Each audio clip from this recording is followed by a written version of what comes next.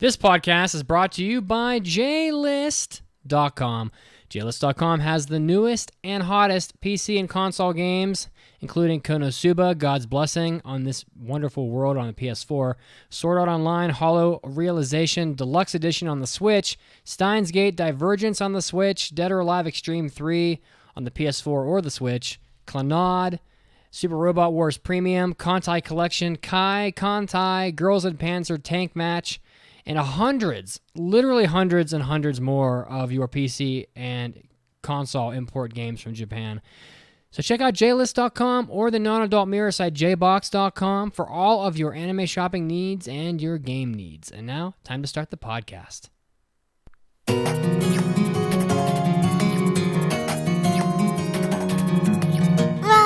来てくれてありがとう You're listening to the Anime Addicts Anonymous Podcast. Take your anime addiction to the next level at AAAPodcast.com/join. And now, here are your anime addicts.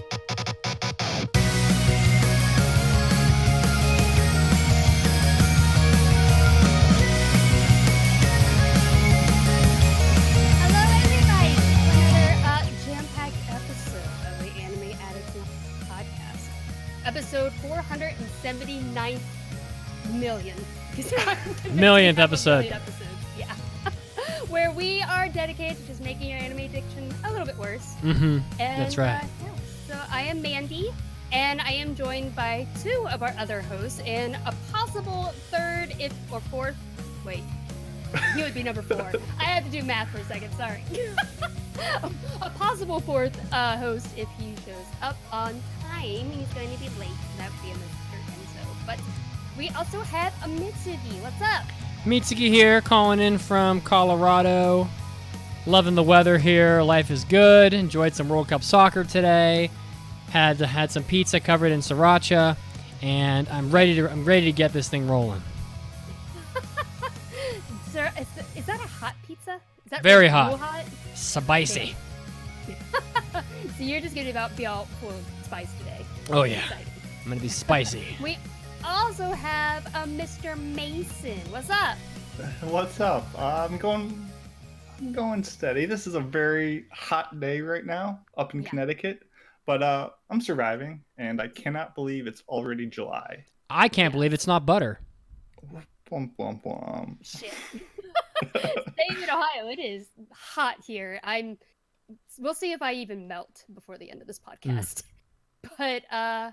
So I hope if you not. would like to join the Anime Addicts Anonymous podcast, you can go to our website at aapodcast.com/join, where you can get so much more stuff for such a small price. You can get hentai episodes, hobby addicts episodes, after parties, which is basically almost 8 additional podcast episodes per month for like less than $1. So join up. We just did a hobby addicts where I talked about board games on games. So many games. I don't even know where all these games have come from, to be honest. Good question. My wallet like to know that as well. But yeah, and you guys talked about the World Cup, and we also talked a little bit about our health club. Let's just go ahead and talk about the health club. Mason, you want to throw that out there? Yeah, I can do that. So yeah, just with the release of the new anime that just started, Dumbbell Non Kilo Motoru, which is how much are the dumbbells that you lift. On the Discord, we've started a new, what I call the health club, which is where if you've been putting off your weight training or getting healthy, now's the best time to get on board. So essentially, for each week following each episode, there's going to be a number of like trials and challenges and tasks that you have a week to accomplish. So you have essentially 7 days, give or take a day, to do kind of what the show has taught us. And your goal will simply be to meet those goals. It's not about the numbers. It's not how strong or fast or anything like that. It's all about just getting in and putting in the effort. And It's about getting motivated. Yeah, exactly. Taking your first steps. For beginners. So there's no intimidation, nothing that you need to know. Just join on board and it will be easy peasy. So we've only been around for a couple days and we already have a pretty good community growing, and that's only going to get better as the show continues to go and as people get more knowledgeable. But it's already off to a good start, and now's the time to get on board. Yeah. Yeah. So Before you regret it in a couple months. I did the challenge that you posted, and my butt hurts. I have a very sore butt right now. The good kind Mandy of butt, is right? growing. It's gonna get rock solid. Grow Yeah. that booty. Yeah, Grow that booty. I'm working on it. I have to say, Mason, when you say health club, all I can think of is the third level on the pyramid of perversity, which is above both the host club and the Opabu, but one rung below the Soapland. Ooh, So- I did not know such a thing. I just thought I was being clever by calling it what it is, but I guess Wow. I'm Now not you wrong. know. I'm not wrong. We're all about the body fixation here. We have a lot of other ways you can also talk to your fellow podcast addict or anime addicts. We also have the Facebook group. Yep. Where you go to facebook.com/group/AAAPodcast. You can talk with other people there. Icy puts up a lot of stuff. He also puts up stuff on our Twitter, which is AAAPodcast at Twitter. And also come to our Discord. If you go to our website, there's a button at the top where you can join our Discord and talk. It's very active. We have a lot of people on there, and we have a lot of stuff. You can join the health club. You can join. Icy's starting up anime club soon. We don't have the details down solid yet, but that'll come up where everyone will watch an anime and then discuss it. And you can also join my manga club, where we read manga and then discuss it every other week. And right now we are coming up on. Oh shoot! What are we reading? I completely. Oh my God, Mandy! My brain just died. Weren't you reading House of the Sun? Thank you. House of the Sun, that'll be this Wednesday. So if you're listening to this live, you still have time. If you're listening to this on Thursday, it'll be unfortunately too late. If you go to our manga club, check the pin notes so you can see what is coming up, dates, chapters, everything that you need to know. I also think we should also take this opportunity to welcome Mason officially as a podcast host for us. We've Welcome! we put him through a much longer trial than for pretty much anybody else, and you've already been on like 5 episodes by now, and you are now fully equipped with you have been donned your official microphone, and we're very glad to have you. We're very enthusiastic, and we think that you. Thank you. Wow! Nobody like can. a real boy now. I've got my strings unattached. My wooden puppet. You got your pants on. Flesh and bone. Listen, nobody can ever replace Kazuo, but no. But we know that you'll bring your own special little blend of fun to the podcast. So, and you got to think of your own, and you got to come up with a segment just for you. Well, we all know if Kazuo were here right now, he would just say "R.I.P. Kazuo." So, looking out for you, buddy. He'd probably say something like NUDZPLZ. What? Nudes, please. I love that one. Yeah. Do you want to take a quick second just to tell people a little bit about yourself? What's your favorite anime? What was your first anime? So on. Yeah, I guess I can give the rundown. People were interested. They wanted to know. I mean, people already know everything they need to know about me, and they're about to find out. So I'm essentially, I've been making the joke that I'm Enzo's twin or alter ego, and that's because we're essentially like same age, You're and the babies. live in the same area. Yeah, exactly. But as far as my taste, I go for very eclectic stuff. I like things that don't feel like anything else. Something that are completely unique, not just to the medium of anime, but something that transcends what something can feel like, and is like, this work is all its own. Nothing comes close. So I'm a big fan of Studio Shaft's works, a lot of Akiyuki Shinbo stuff. Big fan of Masasaki Yuasa. So like Ping Pong and the Tatami Galaxy are probably my number 1 and number 2 shows of all time. But just stay tuned, and you'll get more hot takes in the months and weeks to come. We're excited to have you. Thank you. Very, very glad to be here. We have a very all the kids are happy. the children are so happy too. They're so happy. Our podcast children. Those are all the children Kazuo left us behind. Yeah, that's right. That's actually an entire stable of children that I have actually like in my room right now. I have a live studio audience. It's really great. Oh shit! That's right. So you just tell them, "Here, children, here." He glares at them angrily, and they all applaud. You shut up, kids. Shut up, kids. Sit on the bed and pet Cornelius, the cat mascot. We have a very jam-packed episode today. Yeah. Right now, we have a topic coming up called Gateway Drug for Newcomers. We're going to talk about what anime will bring in newcomers to our anime addiction. And we also have a review of Kaguya-Sama Love is War coming up. So, yeah. Ready to just jump into big news? Heck yeah, hit me. おー、大ニュースです。It's time for big news of the week. Up from the depths, 30 stories high, Yeah. breathing fire, his head in the sky, Otomo. That was a really good song. Thank you. He hasn't, Katsuhiro Otomo hasn't been in the news, I feel like, for a hot minute. Yeah. And then boom, here he is. New anime film coming out and a new anime adaptation of Akira, Yeah, interesting. which is pretty big. New anime adaptation for the very highly acclaimed post-apocalyptic cyberpunk manga series Akira is now in productions. The original Akira won the 8th Kodansha Manga Award in 1984. Oh, hell yeah, it did. Eisner Award for the best U.S. edition of foreign material in 2000. That's damn. Yeah, that's late. But yeah, in 1988, the anime film received 4K remaster in Japan in early 2020. The Bandai Namco Arts will ship the remaster on Blu-ray on April 24th of next year, and the remaster will also screen in the U.S. theaters. Yeah. I wonder how select that's going to be. Like, I wonder if we'll get them around here. You know what? I will say that even though most of us have seen all these Ghibli movies and Akira, etc., I went and saw Whisper of the Heart the other day in theaters, and Whisper of the Heart, it is a masterpiece, but like the movie it was just absolutely just a pleasure to watch in theaters. I don't know what it is about being in a movie theater, but it's just not the same when you watch it at home, I feel like. And having an opportunity to watch Akira in theaters is a really big deal. I mean, this was in theaters like 30 years ago, and now it's coming back. It's going to be in theaters again with a re-release, with a remaster.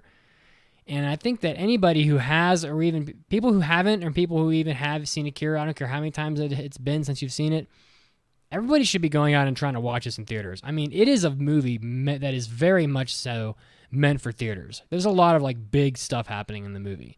And How old is Otomo? he's like in his 60s, I think. Okay. I'll have to look that up for you. Curious. But I'm excited about this. Yeah. He's 65. Do you guys would you rather it be a completely remake of the movie, like they said a new Ghost in the Shell got? Well, they said a new anime adaptation, which made me feel like they were going to remake the whole thing.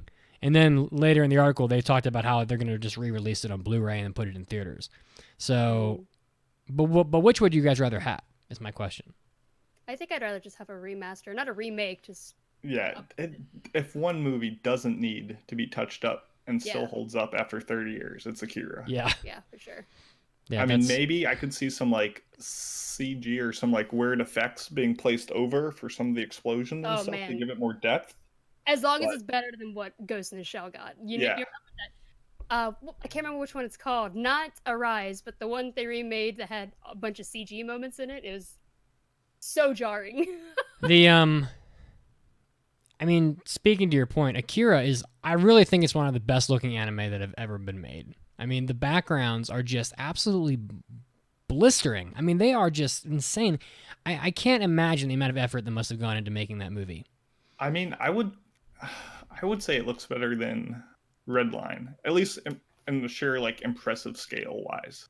And to be that old, that's what really blows my mind, is that this movie is over 30 years old, and if you watched it today, I mean, it is just godlike. I mean, it looks amazing. So, I mean, watching this in theaters is going to be awesome. But there is another piece of news here. Otomo is having his third ever directed full-length feature film made, So Akira was the first one. The second one was Steam Boy, which is Steam Boy's okay. It's not. It's fine. It's fine. It's a fun movie. But this new one is going to be called Orbital Era. So set in the near future on a space colony under construction, it's going to feature a coming-of-age action-adventure story following the lives of young boys surviving on a peculiar in this peculiar environment and society as they are tossed around by fate, as it says. The reality found in mankind's future will be depicted through their perspective. So he loves sci-fi. I do want to bring up the fact, though, if you're really aching for another film that looks as gorgeous as Akira, to just like have a visual feast, for those of you who haven't seen it, the Royal Space Force, The Wings of Hanamaisi. Oh yeah. That was like 1987, so a little bit after, but absolutely stunning visual film that is worth checking out. Highly recommended. It's just not quite as fun, you know? Yeah, it's a little more dour and it's a little more realistic in its science nonfiction, I guess you would call it. But yeah, same just immense amount of hand-drawn aesthetics that is such a joy to watch. People are saying that I'm really soft, so I'm going to turn myself up just a tiny bit. Yeah. Blast it. This new I'm not going to blast myself. This new film hopefully that's a little better. Is Otomo is credited as doing the original concept, the screenplay, the design, and the direction for this new movie. So he's going full Makoto Shinkai. Nice. Oh, and it's being done by Studio Sunrise. So there's some good stuff. They've done a couple sci-fi in their day. Just a few. Yeah, just a few. Oh man, speaking of sci-fi, I finished Legend of the Galactic Heroes. Oh my god. Well, I think we're going to have to do a retro dive on that maybe next week. Hell yeah. Spoiler alert. It's amazing. Yeah, spoiler alert. It's real fucking good. So it's as good as everybody says. No. Everyone's like, oh my goodness, this is like one of the most best shows ever. It's so important to the genre. It's so overhyped. And you're like, fine, I'll give it a chance. And you watch it, and it's even better. It's even better than all the hype it lives up to. It's so good. As someone who does not like sci-fi, does not like these big, grand epics sometimes, it still is an absolute must-watch. And everyone who does finish it is just like disappointed that they didn't watch it sooner. It's even better than Golden Boy? What a comparison to make. I'm not going to respect or disrespect. Oh yes, my queen! By answering that seriously. All right. Well, we have a Does Mitsuki's Mom Know coming up, and we have caller waiting. We do. We were gonna do Enzo's Senpai's Notice Me corner, but Enzo's not here, so. Yeah. Can we really have Enzo Senpai's Notice Me corner without Enzo Senpai? I just don't know. We could have a temporary Mason Notice Me corner. Would you like to? No, it's okay. Okay. We should save it for Enzo. He'll be here.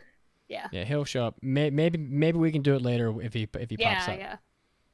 Cool. All right, so we do have a caller on the line. We haven't done this in a while. I told you I was going to record questions. I Skyped my mother into my computer the other night and recorded questions with her. So she's very self-conscious about it. She's always like, oh, what if I don't know them? I'm like, that's the point. The point is you don't know all of them. You only know some of these. So, but she happens to know them every now and then, and it's such a wild. And it's fun to listen to. Sometimes the easiest questions get missed, and sometimes the hardest questions are totally just slam dunked. So let's bring that caller in, and I'm going to play the theme song. Let's do it.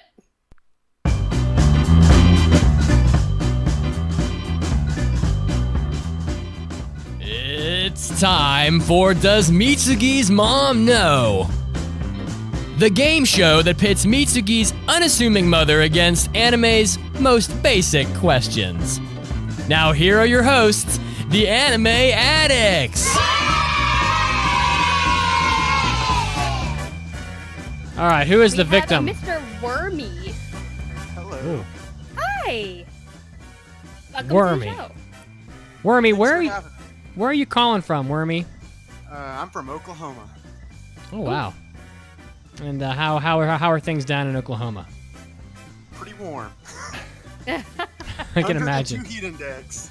Oh, damn. Sweltering. Puts us all to shame. You know, as a person who just went through great lengths to escape such a heat, I sympathize for you. But maybe we will bring some of your heat to this game because we want to have a winner today. It's Does Mitsuki's Mom Know? I know you probably know how to play this game, but my mother, she knows some things about anime, but she knows only some things and things you may not expect that she knows. So we're going to ask some questions to my mother, and your job is to guess whether or not she knows the answer to some of these anime's most basic questions. And if you can get 3 out of 5 right, you're going to win 300 pounds of ice cubes. Oh, And we're going to pour them all they over your might body. melt before you get there. We're going Might be 300 pounds. we're going to of water. refreeze them we're going to refreeze them, and then we're going to pour them all over Wormy so he can continue to live. Nice. Yeah. All right, now I do have a sample question for you. And just to get you warmed up, no pressure. And would you like to get started? Yes, let's do it. First, my mother has a message for you. She specifically requested to record this. Good luck, lucky player. With me, it's you never know. All right. Aww. She's so cute. sweet. Sweet. Yeah. She's cute. All right, so here we go. Sample question. Luffy from One Piece wants to be king of what? Yeah, I think she knows it. We all know it's the pirates. Oh, no hesitation. He was like, she knows this. He's confident. Yeah. King of the pirates is what Luffy wants to be. I'm locking you in. She knows it. Luffy from One Piece wants to be king of what? The wolves. No, sorry. He wants to be king of the pirates. Didn't Oh, okay. Never heard of him. Sorry. you listen to that very epic opening 4Kids dubbed rap? That I- explains Oh, yeah. everything you need to know. I really I don't. listen to that every morning to inspire myself. So I I'm can't surprised you say. didn't know. I can't say whether she's seen that or not, but see, this is a thing. Like that's an easy question for us, but does she know the answer to these questions? But it's okay. It was just a practice. But Wormy, now it's the real deal. No more playing games here. So She's very hit or miss. She knows some really obscure things, but occasionally, it's really hard. It's okay. I believe in Wormy. I believe. All right, Yeah, I believe in you got too. this. We got this. Wormy, are you ready for your first question? Yes, I'm ready. What color is Spike's hair from Cowboy Bebop? Is it green, blue, brown, black, or blonde? She knows it. He's so confident. I love it. All right, so I'm going to have to lock you in. Am I locking you in? She knows Yes. that Spike's hair is green. Lock me in. Okay, here we go. What color is Spike's hair from Cowboy Bebop? Is it green, blue, brown, black, or blonde? What I co- almost had the answer, but can you repeat the choices again? What color is Spike's hair from the Cowboy Bebop series? Is it green, blue, brown, black, or blonde? Blonde. I'm sorry, that is not correct. His hair is green. Oh, I almost said green too. Oh, that was I a thought long for sure clip. she was gonna say black. I was gonna be like, I was about to make an argument that under most lighting, his hair does appear black in the show. yeah. And we would give like a pity point. But no, blonde. She was way off. Blonde, not even close. Spike, my All favorite right. main character from Naruto. All right, Wormy, you have now learned the harsh reality of my mother. She is a wild card and she's unpredictable. So I'm gonna give you your second question. Are you ready? I'm ready. To kill somebody with a death note in the anime Death Note, what piece of information do you have to write about that person inside the death note? She knows it. So confident. He's so confident. Love it. Mhm. It's great. All right, am I locking you in? You say she knows Yep, it. Lock me in. To kill somebody with a death note in the anime Death Note, what piece of information do you have to write about that person inside the death note? What their crimes against nature are that they deserve to die for. Okay, the correct answer is their name. Oh, I'm just begging to play this like correct answer drop for you, Wormy. It's okay. I'm gonna get 3 in a row right now. Oh, Yeah, it's man. okay. It's not a dramatic comeback unless you're down 2-2. You're getting 3 in a row. 3 in a row. It would be great, but only if it's the correct. If you're getting these correct. Well, he's already committed to the strategy of filling It's in true. all A's on this 50-50. All A, yeah. And if you switch your strategy now, like, All it'll right. just backfire. All right, Wormy. Wormy, this is do or die for you. You're on the ropes. Yeah, let's do it. All right. Switch up now. Just send it. How many Dragon Balls are there on Earth? Oh, she knows it. Can't back down. So wait, is the question for how many there are, like, total, or just like on Earth? Because she's been asked total number before, correct? What I'm looking for is just 7 Dragon Balls. Okay. Oh. Yeah. All right. I'll stick with it. Yeah, she knows. There it. we go. You sticking with it? All right, am I locking Yeah. you in? Yeah, lock me in. How many Dragon Balls are there on Earth? Right now, at the moment. Well, in the TV show. Oh, In the okay, TV show. The same question I Oh, did. okay, on the TV show. There are 26. Oh God. You almost got it. So close. All right. Well, you know what, Wormy? Since this game was so quick, I'm gonna throw out one more question here, and we can just have fun with it. All right, sounds like a plan. You won't win anything, but it's redemption for you. Okay? And I think that Mandy and Mason, you guys should play along as well, because I do have more questions on this soundboard for you. So Let's do it. here's question 4, just for fun. Miyazaki's pretty old. Within 3 years, how old is Miyazaki? Can you guess his age within 3 years? What do you I guys think she think? knows that. Yeah, I think she knows it too. Well, of course you think so, Wormy. Wormy strategy here. I'm gonna say she doesn't. As the most experienced does Mitsuki Mom player know in the world, as I In the am world. the very first one of this iteration, and one, I'm confident that she does not know. All right. Well, let's find out. Miyazaki's pretty old. Within 3 years, how old is Miyazaki? Can you guess his age within 3 years? 80. Dang it. Very nice. He's 78. You just about got it. Yeah. Alrighty. Wormy got it. I Woo. got All right. I was pretty sure about that one. I'm a big Miyazaki fan here. All right. So I do have one more question on the soundboard. Would you guys like to play the last question? Yeah. Why not? Sounds fun. All right. Let's do one more. In Pokemon, a Pikachu can evolve into what other Pokemon? She doesn't know. I don't know. I think everyone knows that the answer is a big Pikachu. A bigger Pikachu. Yeah. Haven't you seen the new Dynamaxing mechanic? It's just a big Pikachu. A surfing Pikachu. Ooh. I don't know. I don't even think I know. So. I'm gonna say she does. I'm gonna say no. I'm gonna All say right. no. We have 2 no's and a yes from Mandy. And here comes your answer.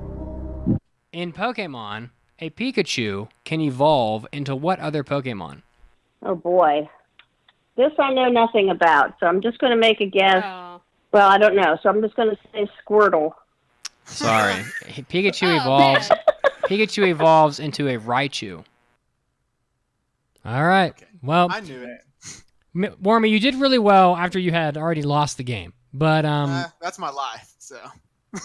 you know what? We're still glad you called in, and I had lots of fun talking with you. And Yeah. I hope that things get better for you in Oklahoma, and that it's not always 100 degrees down there. 108 next week or this week. So. Oh, good lord. Should be fun. All right. Well, thanks for calling in, Hey, Wormy. thanks so much for coming. Thanks for being a fan of our podcast. Yep, Yeah. you guys have a good one. See ya. Have a good too. one, my friend. Bye. Bye. My mother, another falls at the feet of my mother's unpredictability. Onslaught Yes, to the onslaught of her incomplete anime knowledge. of her 2-hit attack combo. That's right. Exactly. But I forgive her because she is so fun to Sweet. listen to. Yeah. Yeah. Let's get back on track with some trivia. Yeah. Mason, you want to handle that? I sure can. I'm So nominating you. I sacrifice myself. So this is the trivia you can find on our website. And the theme for this month is anime with summer in the title. The answer from this week was Summer Wars. Mm-hmm. And this week's winner is Digimaster Hero. Yeah, good job. And I did have the wrong photo up there at first. So anybody who put Boy and the Beast, which was only one person, I gave them credit as well. So Nice. just so you know, because I'm a nice guy. All right, and now, but keep it up, guys. We got 2 more weeks of summer titles here. Mm-hmm. And then also, before we go to the news break, we have our in-show weekly trivia. So this isn't for points, this is not for glory, but your own personal pride. If you can get this, well, I'll let you know the answer once we get back from the news break. And the question is, after being inspired by the fictional anime Luis Mandy III, she goes to animation school and finally lands the job of her dreams at Studio Petit.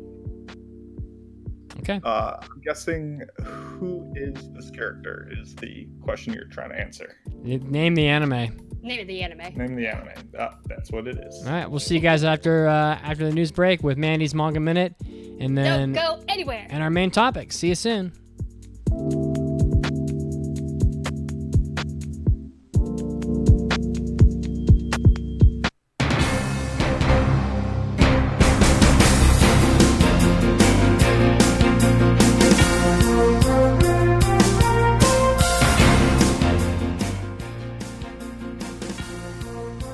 Hey everybody, it's Mitsuki coming at you again with another anime news break for you.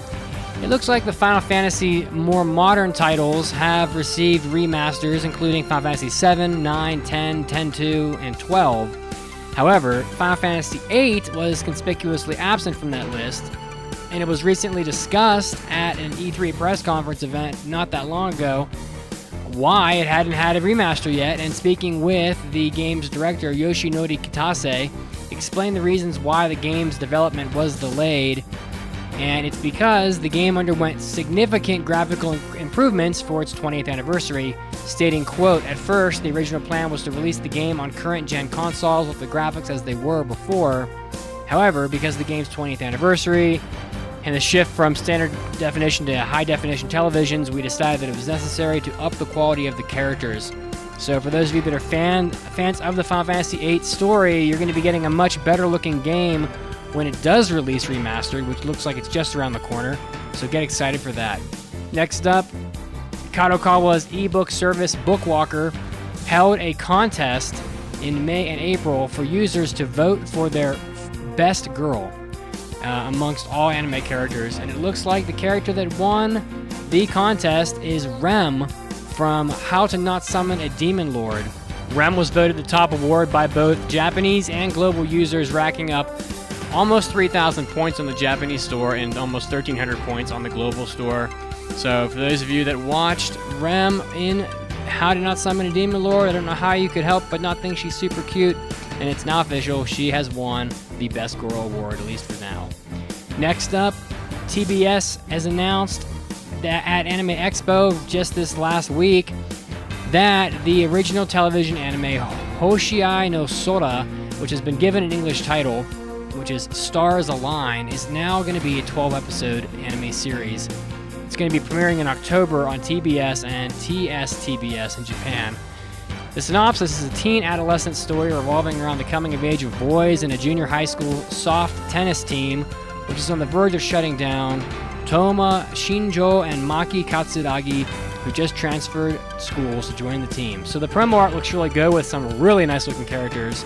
The anime is being directed by Kazuki Akane, who directed both Escaflowne's series and film, and also Code Geass, Akito the Exiled, as well as other things. And he is directing at 8-Bit Studio, which is also supervising and writing the scripts for the series. So another sports anime is coming out, another tennis-type series. Looks pretty nice. Check that out, coming up in October. And rounding us out, TBS has also announced at the same panel at Anime Expo that My Teen Romantic Comedy Snafu is getting a third anime season in 2020. So for those of you that are big fans of that property, look out for more of that coming up. Studio Feel is returning from the anime's second season to do the third season, and you'll note that they didn't do the first season because it was Brains Base that was doing that. So look out for more My Teen romantic comedy Snafu coming out in 2020. This is Mitsuki, and this was your anime news break. Now, getting back to the podcast right now.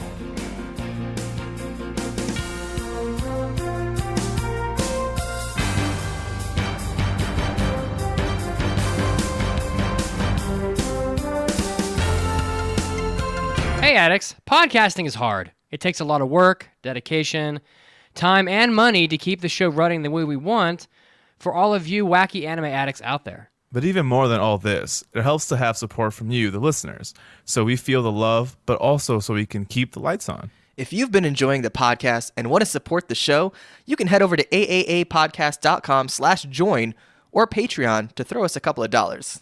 A little bit goes a long way, and we'll reward you with our extra content. 8 additional episodes of After Parties, Hobby Addicts, and of course, hentai episodes per month. With all this money, we can buy me a pizza.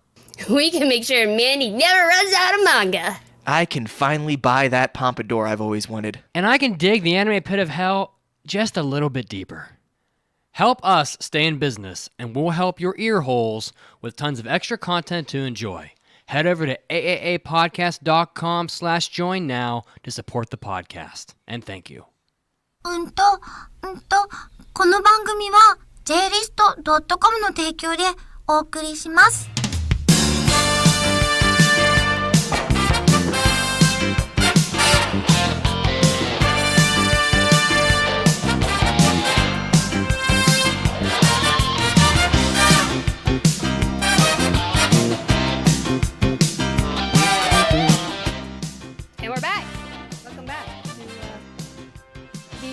Part of our Anime Addicts Anonymous podcast. And we had a in-show trivia question that we asked before the break. Mason asked for us. And you want to go ahead and... What was the answer, Mason? So the question was, after being inspired by the fictional anime Luis Monday III, she goes to animation school and finally lands the job of her dreams at Studio Petit. What anime was this? And the answer is Animation Runner Kuromi. I have not seen this. I have not either. But the way it was worded, I thought it was, what, like, character, like, goes to the animation school. So well, technically her name... After flubbing it up. Her name is also the name of the anime, so... Yeah, it's like Mikiko Kuromi Oguro. This is the anime that gets mentioned with Shirobako when it comes to, like, making an anime. Because it's very much about that. So, it's just much older, so. Is it any good? I might put this on my list. Yeah, I thought it was good. It's short. Oh, it's only 38 minutes? Never mind. Yeah, it's very short. Mark that out very quickly. It's an OVA. Yeah, it's worth watching. Awesome. All right. Yeah, man, I was distracted when we came back because I saw some really stupid news and I was just blown away. Stupid news you want to share, or? Apparently, some gamer girl sold her bathwater and makes like $30 per bottle, and I was like, "What? Wait, you just heard about this? I've been on that subscription plan. What is this gamer girl's name? Let me look it up again. What the hell is wrong with the world? Inspired me for my new branding of Anime Boy toilet water, and it's not selling as well. But it's not selling as well. In fact, a lot of people return it, but yeah. I put it in the live stream. There you go. Oh. I was just looking around. I'm like, what the fuck? Yeah, this has been going around for half a week, maybe longer. Has it? It's pretty funny. I mean, this girl is insanely hot, so I'm sure that has something to do with it. Do you want some of her bathwater? You can get it for $30. I don't. No, not really. Would you drink it? Would I drink her bathwater? Yeah. I just have to say, like, this. Well, this. I'm not gonna. I kind of don't want to say her name, but she's got 4 million followers. But like, after you drink a gamer girl's bathwater that you paid $40 for, you have to look in the mirror and just say to yourself, like, why? Can I get lower than this? Is this the lowest point of my life?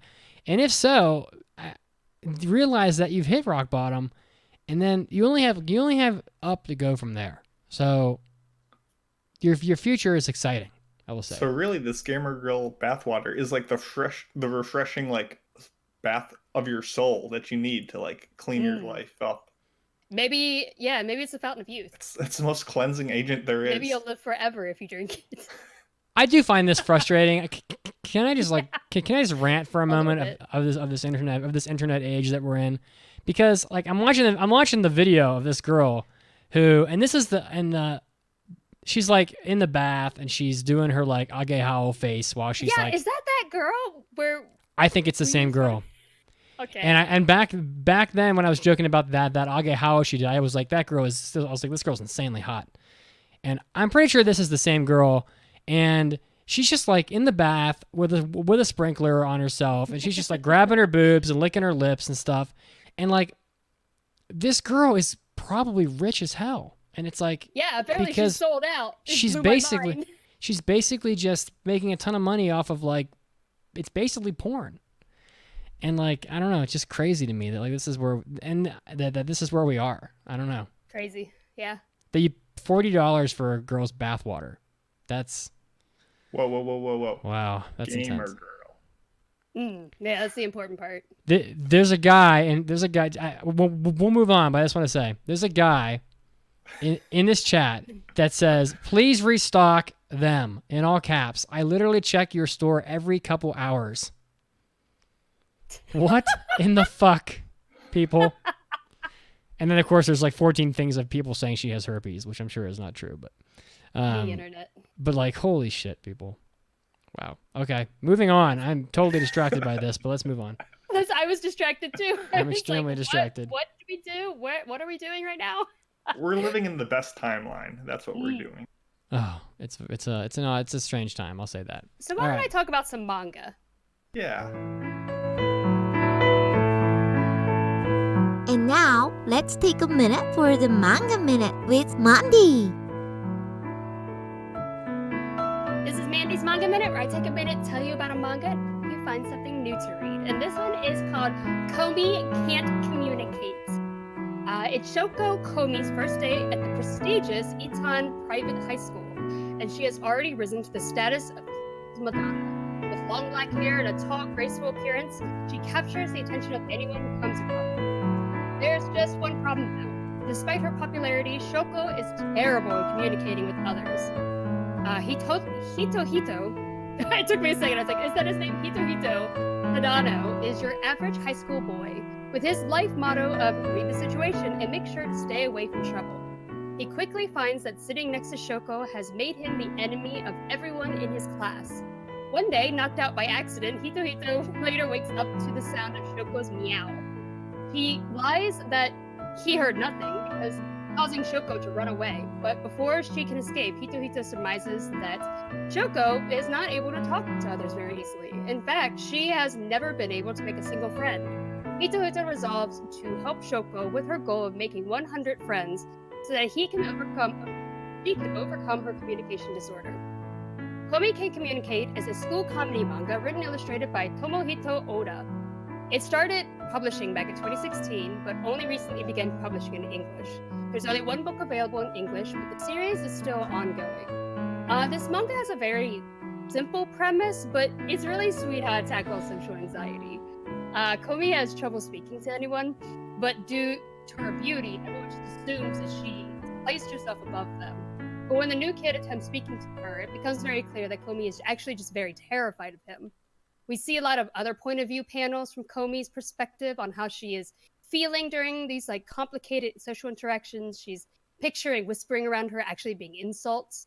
She feels like crying when someone is confronting her. She has difficulty telling people what she needs or wants. And I personally feel like it's a very cathartic manga for those who are or have ever suffered through high levels of social anxiety. And seeing her overcome difficulties on her journey to make 100 friends made me feel like a great deal of affection towards her. She's really cute. And the story isn't exactly deep or original, but I do recommend it for how it portrays the fear of social interactions.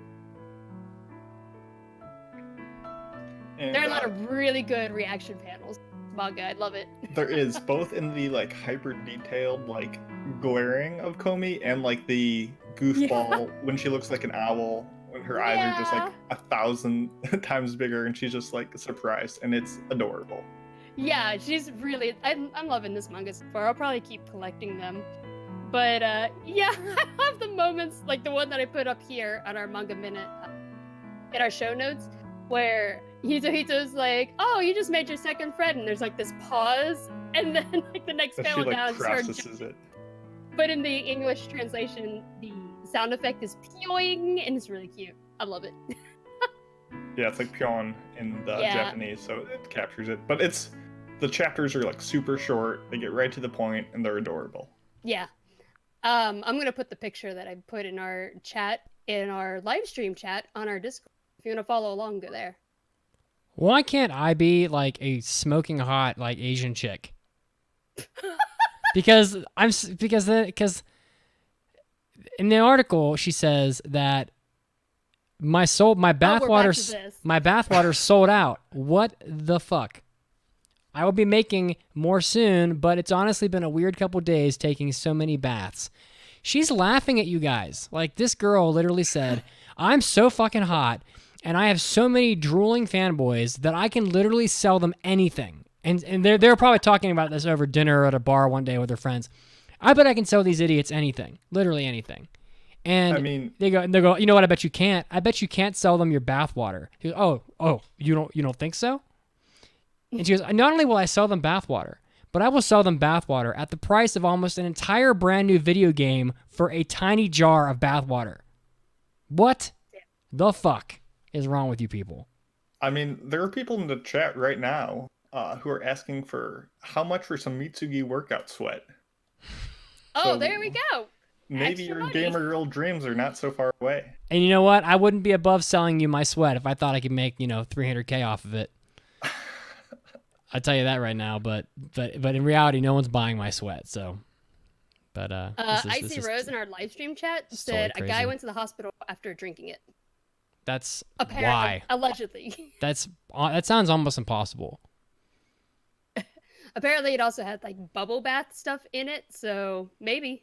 Well, she's really dumb then, because this bitch is gonna get her ass sued off if that's the case. So, she really will. If some guy gets sick and goes to the hive, let's move on. I can talk about this shit. This is crazy. Let's move on. All right, Mandy. Please, for the love of God, please help us. What is our topic today? So our topic today was suggested by ThatOtherOne, person on our Discord, and it is, what are some gateway drug animes for newcomers? Damn. Is that the drug or the bathwater? Oh, that's no. the gateway. That's the gateway. That's the gateway drug. Okay, we're done. We're done. Sorry. I'm regretting this. Shut it down. Shut it down. Let's shut this down. So yeah, we're gonna go into what are some good characteristics for a gateway anime to get people who have never watched anime into it. I wrote these, but you guys might have more to add to it.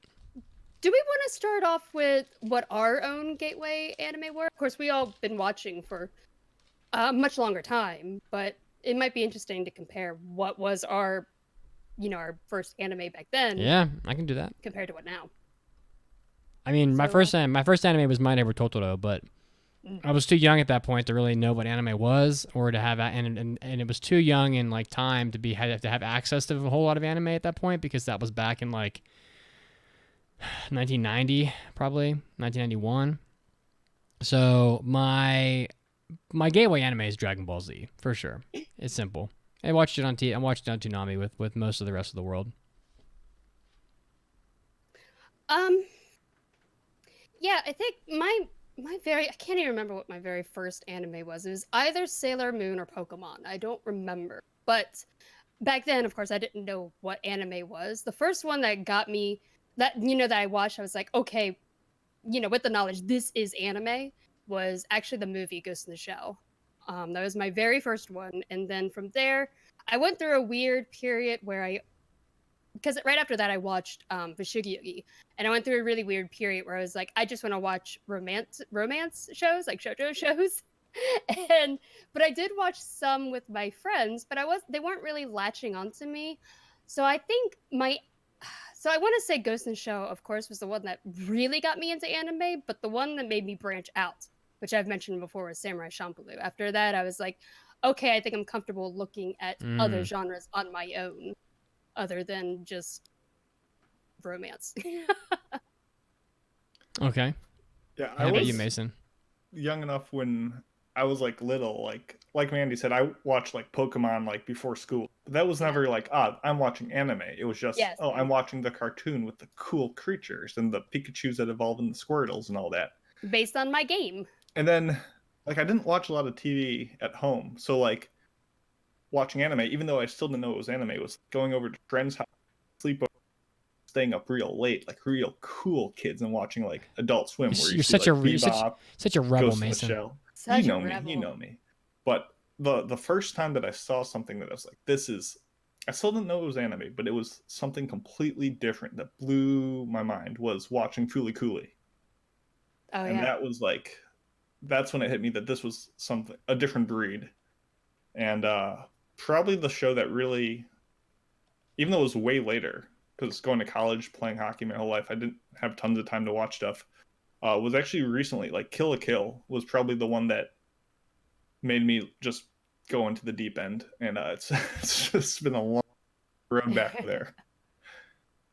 Yeah, I think what I see a lot of people say online of like what got them into anime is it's usually Cowboy Bebop are the ones that you see the most, but also the big shonens like Naruto, Dragon Ball is usually what I see. So it'd be interesting comparing that to what we think somebody who is just now getting into anime, like what the difference would be.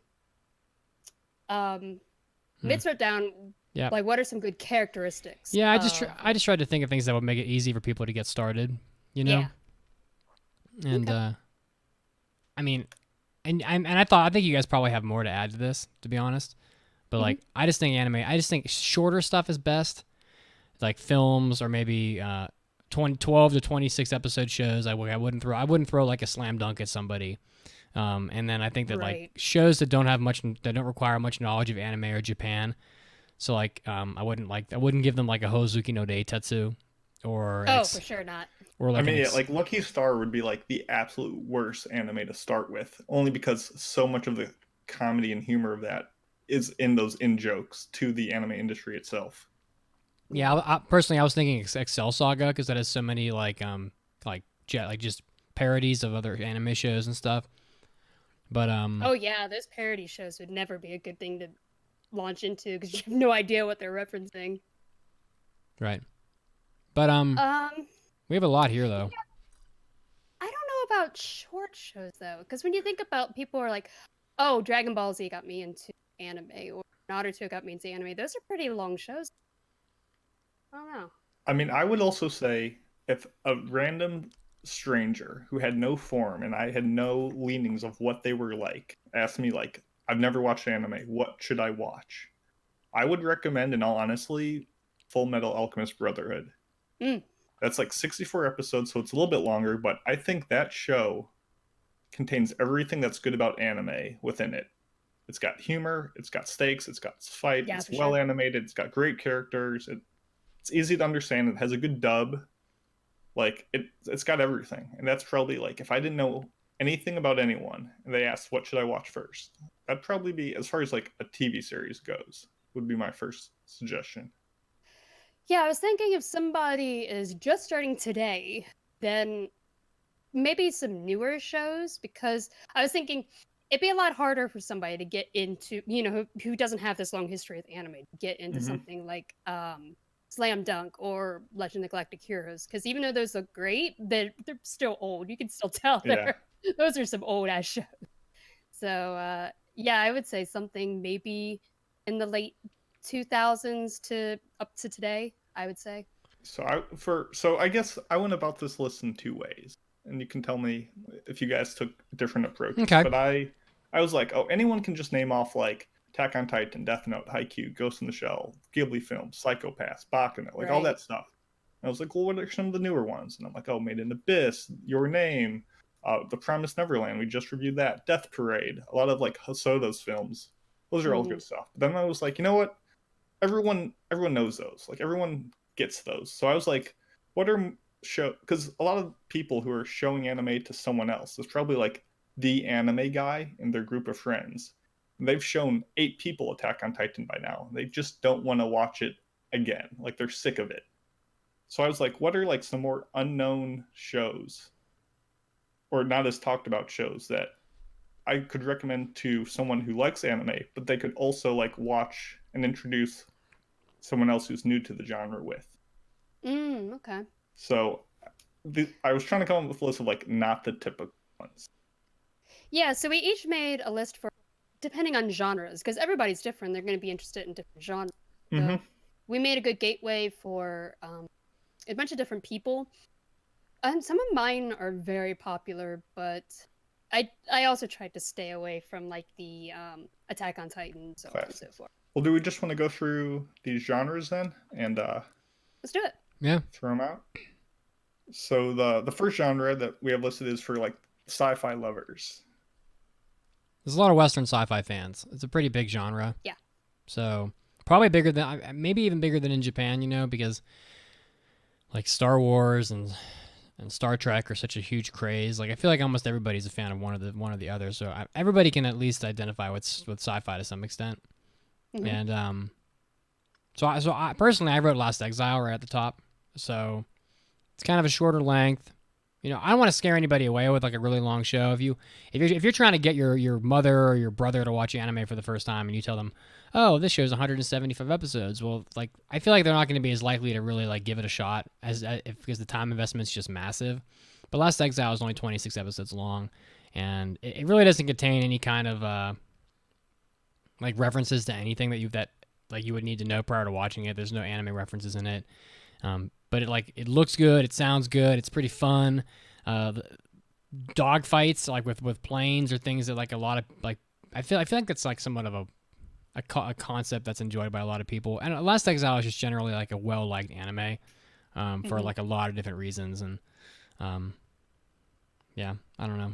It just struck me as being like, and it's good, like you don't want to introduce somebody, you want to blow someone, you want to blow their mind with the first anime. Like it needs to be good enough that it erases all of their like preconceived ideas about anime, completely. You want to erase all of that, and so I just stay away from the little kid shit, stay away from the ecchi, and make sure it's just good so that they're totally just shocked by it. And Last Exile is a pretty good show, so yeah.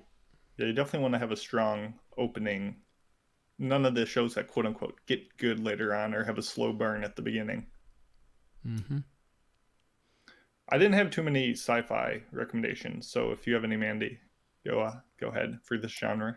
When I was going through my list, I was also thinking of ones that might have some Western appeal to them, as we've mentioned before, and also availability, because if someone's just not getting into anime, it's very unlikely, I think, that they're gonna just dive right into Crunchyroll. But Netflix, Hulu, they might already have the account.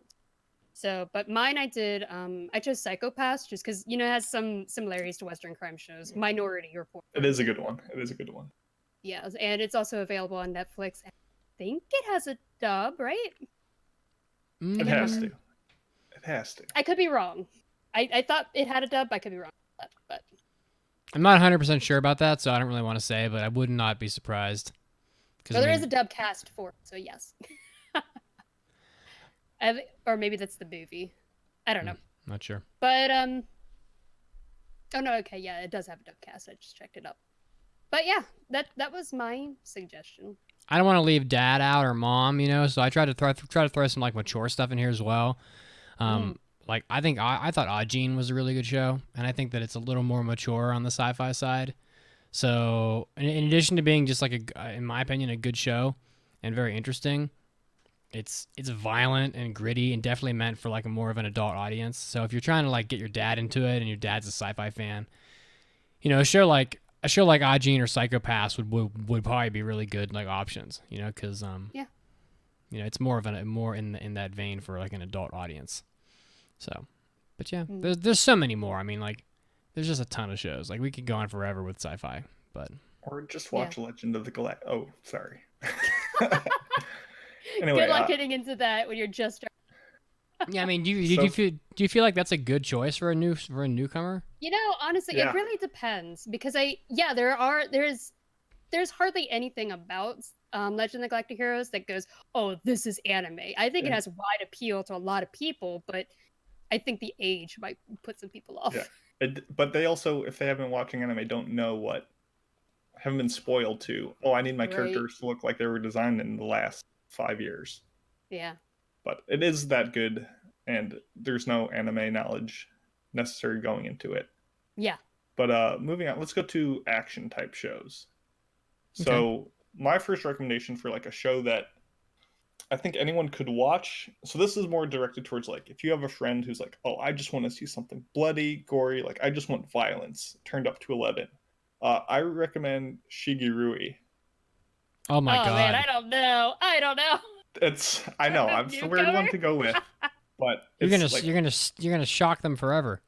That's what I'm saying explicitly. If you have a friend that's just in it for like, oh, I saw like really brutal stuff online, like if you want to show them it's brutal as it goes. So this show is also known as Death Frenzy. It's done by one of the key animators who did Ninja Scroll. And it's like the story of like two swordsmen from like different schools and dispositions and how their like fates intertwine and this whole world corruption. And it's like definitely not like super hype inducing like visually, but like this frenzy and movement is like distilled into this like buzz that can be felt within every scene. And when it does get brutal, it's on such an immense scale. It's like a modern day Berserk where like it hits hard and then like the anime is so good and leaves you with so many questions that it makes you go on to read them. Like Berserk, an amazing treat on itself. So like that has like a two-parter where it gets them into anime and manga, hopefully. But Shigurui is so gratuitously violent. I mean, it is, which is why it's you really have to know who you're recommending it to. I mean, other options I would say would be like Drifters or Juni Taisen. Those are much more like immediate, quick, snappy action series that you might not have seen that are fun to watch. But I just want stuff that people haven't seen. And like I said, you really got to know your audience when you watch stuff with them.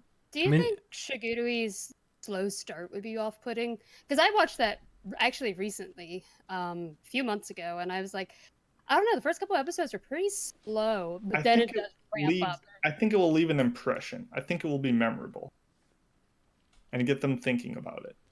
I actually wasn't really all that impressed with Shigurui personally, but it has been a long time since I've watched it, like almost 10 years. Fair enough.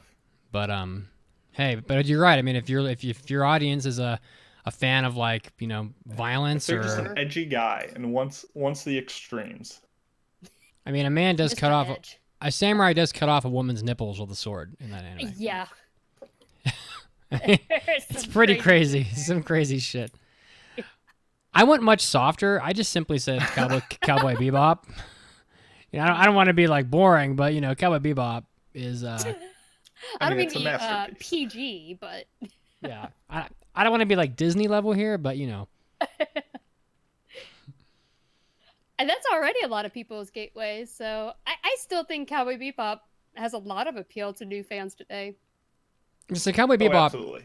Cowboy Bebop was the launching point for so many fans, but it's also disappeared largely from the public eye because it's not really, it's not on TV every night like it used to be, and it's like if you have an anime person now that you want to get in, if your friend's 15 or 16 years old or something, chances are they didn't watch Bebop on TV because they were like 2 years old when it was on. And so like pull that shit out of your closet and put some DVDs on, like, I mean, I'm sure it has the same appeal with people today that it had with people a decade ago.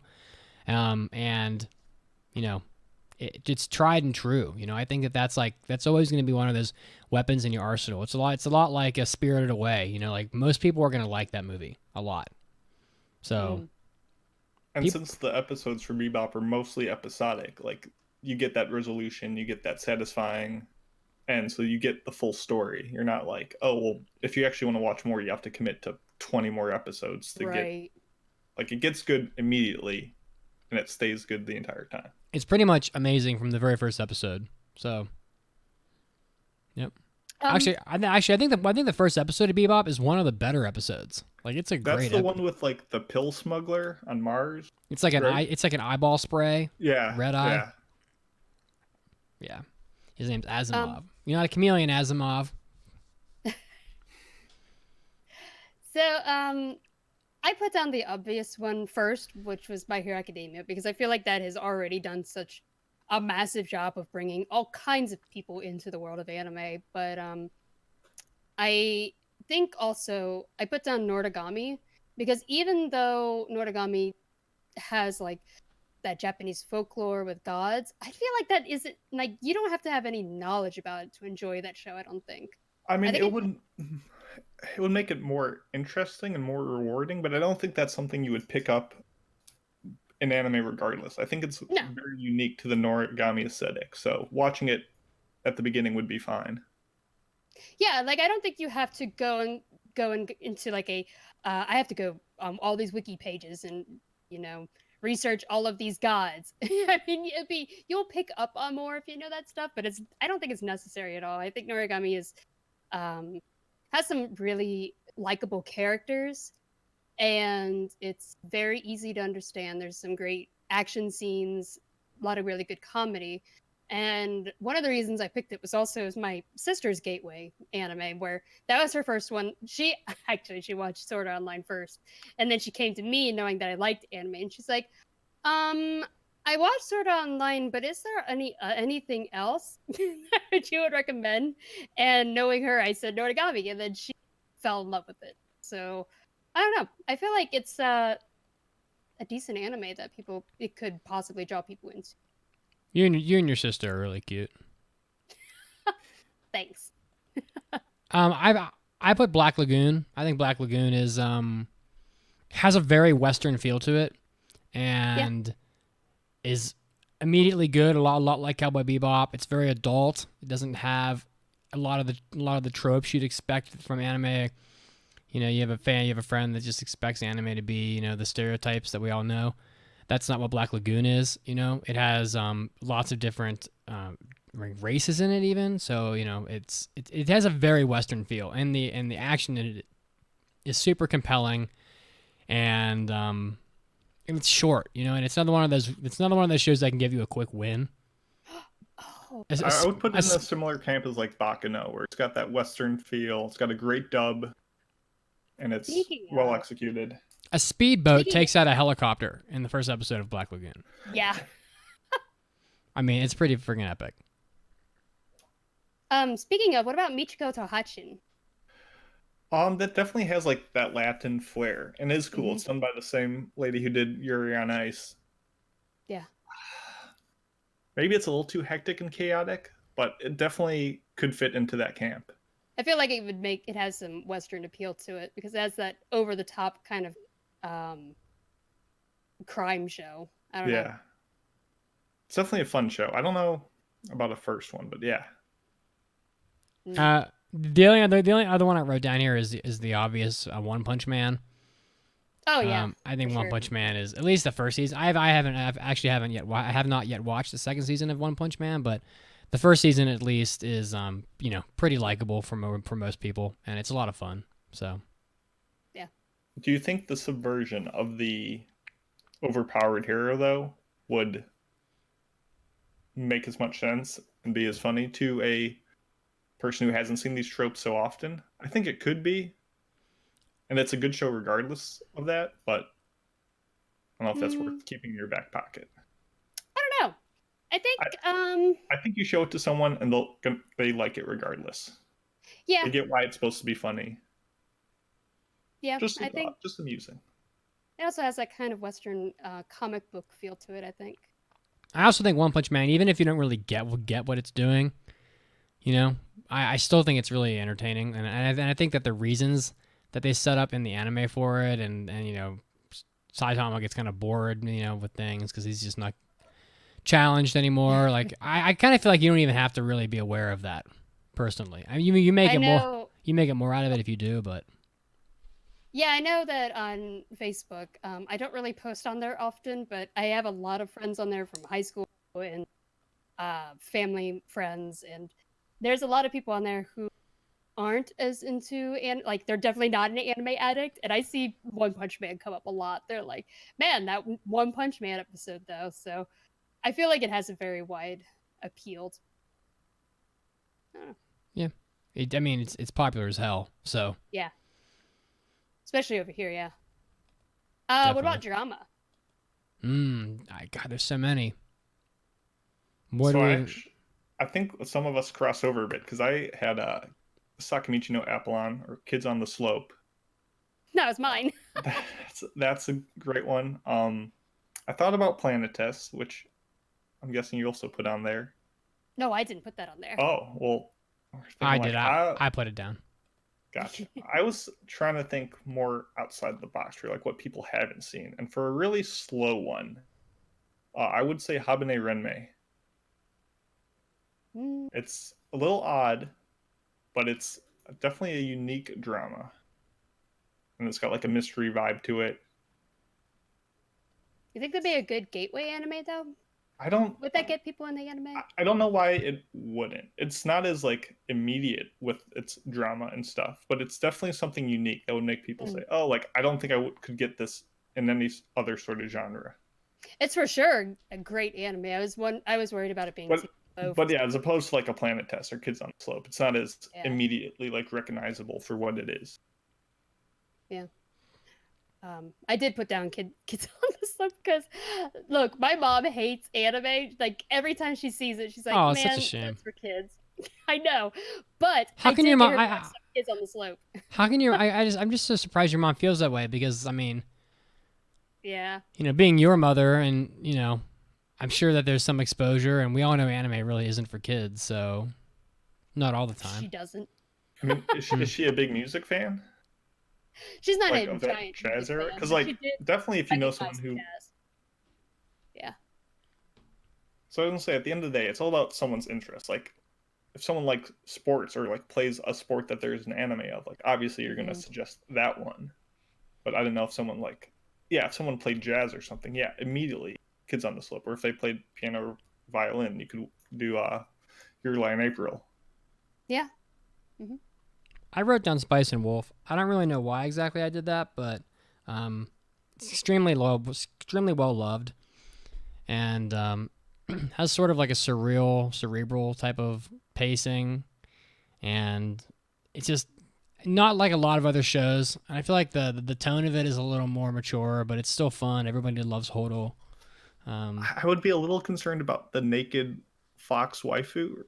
Or wolf waifu, I guess. Might be off-putting for some. I'd be hesitant. Come on. Come on, man. They just don't know that they like it yet. Maybe they just really love apples.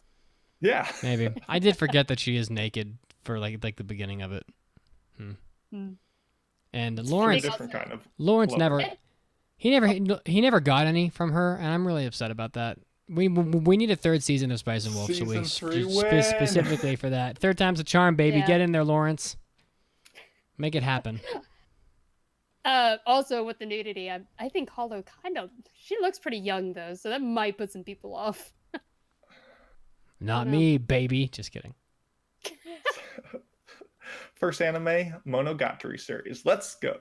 Oh man, you gotta start with that toothbrush scene. No, literally, Bake Monogatari, the first, the second is panty shots. That's true, yeah. So, start them off on the wrong foot. Start them off with Kizu Monogatari. Yeah. Anyway, actual good suggestions. You want to move on to sports? Oh, shit. Yeah. So I was actually going to ask you, because originally you recommended, not showing someone Slam Dunk. But I think I would recommend Slam Dunk over Kuroko no Basket, personally. I actually didn't put down Kuroko no Basket. That wasn't me. I know, but Mitsu talked about not showing someone Slam Dunk. Oh, okay. I just think it's more realistic than Kuroko. If I was a basketball player and I saw Kuroko, I'm like, oh, anime, just making everyone have superpowers again.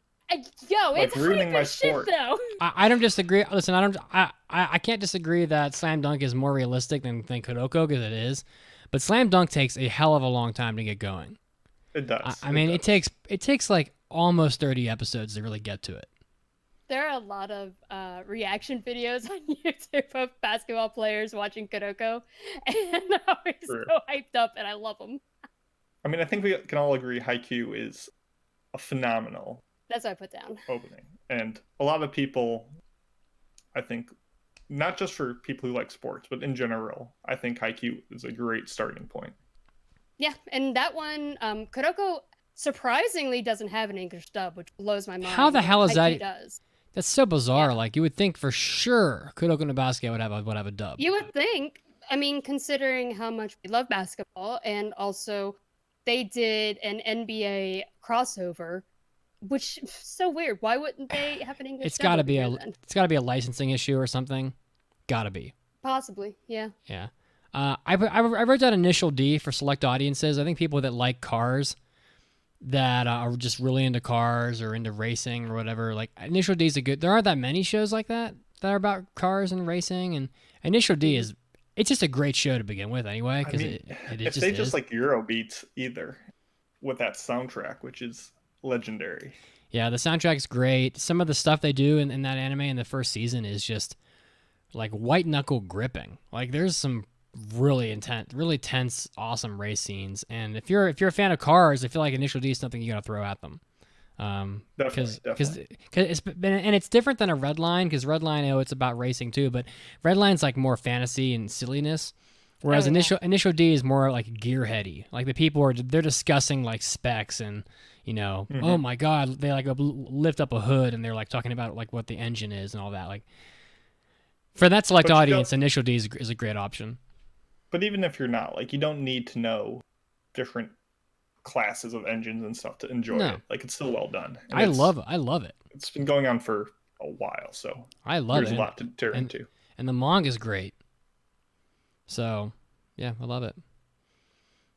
I also wrote down One Outs. I think it's kind of a unique twist on baseball. So, there's a lot of baseball anime, but One Outs is like it's very unique, It's like one of a kind, I would say. I feel like with the whole gambling aspect to the sport and the stakes that are laid down with every single baseball game. If you guys haven't seen One Outs, you should give it a try. I think it'll either have you or not have you right off the bat. It's 26 episodes and it's about like a guy that gambles. Yeah, he gambles using baseball to make money, and then gets recruited by a baseball team, and then inevitably ends up betting with the owner for it's pretty good. It's interesting. I just added it to my plan to watch list. So I didn't have this on my list, but speaking about betting on stakes, do you guys think Kaiji would be a good starting point? I haven't seen Kaiji yet. It's on my list. My goodness. I don't know. It looks like the character designs look odd and ugly, but I think the concept of like this guy going through like rock paper scissors tournament where he's betting his life could be interesting. His life? Oh man, he bets all sorts of stuff in trying to get out of debt, and it's a wild ride, and it's a lot of mind games and counters and double counters, and it's a fun time. It might be good. I'd put it on there. I know the manga is coming out finally in the West soon. I put that on my list. I was going to read it before watching it, but yeah, that'd be fun. We also wrote down some films here. Yeah, and films are easy. There's so many that are good. Yeah. You sit down with your friend for 2 hours and just watch a movie. I had a friend in college that was like one of those people that just hated anime for no reason and had never really watched it, but was convinced that he hated it because it was nothing but porn and tentacles and all that. And I sat him down with Princess Mononoke, and it took me like a year to get him to watch it. I sat him down eventually with the movie, and at the end of the movie, he still wouldn't admit that he liked anime and thought it was just like tentacles and stuff. Like, dude, you just watched one of the most acclaimed anime films ever. And it's nothing like that. It's just sometimes people were just really stubborn. But that's one of the ones on my list. There are little tentacles. When the boar there's tentacles. had all those tentacles coming out there, he wasn't wrong. Get out of here with that. So for the film that I chose, and this is more like for the parents or like a film buff, I would say Millennium Actress, Satoshi Kon's second movie. is my favorite of his. Yeah, and it's I really think good. that's like, especially for people who are into films, like there's so much clever quote unquote camera work that like could only be done in anime, and he takes full advantage of that and makes some incredible shots. And for your parents or someone who wants an easier going story, like it's just about a documentary about an actress, like it's not pulse pounding, it's not intense in a way that would put someone off. So that would get my recommendation for like the best movie. And Millennium Actress is coming to theaters in September, I think. Get to it, folks. Yeah, watch that shit. That's Is a great it? movie. Yeah, I didn't it know is. that. Mm-hmm. Awesome. Better get on that. You're gonna want to watch some Millennium Actress. Oh, The Perfect Blue is pretty damn good. It is, but it's an intense watch. So if someone's could do that, definitely that's another phenomenal piece of work. I'm not saying I'd recommend that to a new anime fan, but as a movie, Perfect Blue is awesome. And it's if not somebody... Go ahead. Oh, go ahead. Oh, I was going to say, if someone loves Inception, they could possibly also be interested in Paprika. I mean, yeah, Is that a it's sigh a little bit of much. disagreement? It's a sigh of I wish it wasn't true, but I've shown some people Paprika, and I think it's a lot to take in, especially if you aren't used to watching and there is a reading lot of weird shit in subtitles. that movie. Yeah. It's not a movie, but the Little Witch Academia, the first like the OVA or whatever. The OVA, yeah. That could be either for like a kid or just someone who wants an easy breezy, hey, I like this kind of Western magic premise. Could be a good startup as well. It is good. It's really charming. And it like takes 40 minutes. Yeah, if that. It requires absolutely no time commitment whatsoever. So, tough to argue against that one. I thought about that actually. It's very Harry Potter-esque. So, people that like Western audiences should love that. For me, I actually put down I Want to Eat Your Pancreas because, I mean, getting over the name could be a challenge for new people. Be like, that sounds real weird. And I don't know if it has an English dub or if they're going... I know it doesn't have one yet, but I wonder if they're planning on giving it one. That could also be a hurdle. But the other reason I put it down was I was thinking it has some similarities to a lot of live-action Western film. About like one just recently came out actually about cystic fibrosis called 5 Feet Apart. So I don't know. I feel like that would be a very easy one to get into. And it's gorgeous. It's a really beautiful film. Yeah, so that I kind of put in the same boat as like Koi no Katachi or A Silent Voice. Yeah. Mm-hmm. Where a beautiful, gorgeous movie. It goes on a little bit long, but it's, I mean, deals with deafness, hearing issues. Like, that's another good movie that it's very recent, very modern, that I would recommend everyone give a shot to. Did we mention Sword of the Stranger yet? No. No, we didn't. I think that's the animation in that movie is amazing. Some of the action scenes are just unbelievable. And even though it's like set in feudal Japan or whatever, honestly, even if you don't know much about Japan or anime, chances are you're at least familiar with samurai and the concept of it. So I feel like people can watch Sword of the Stranger. It's a movie that largely I feel like you don't really hear about anymore, but I think personally it's one of the more entertaining, well-paced movies. So I would throw that one in there for people who love action.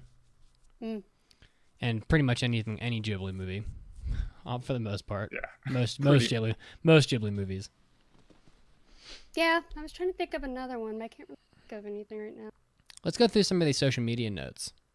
Okay. Kate, I see.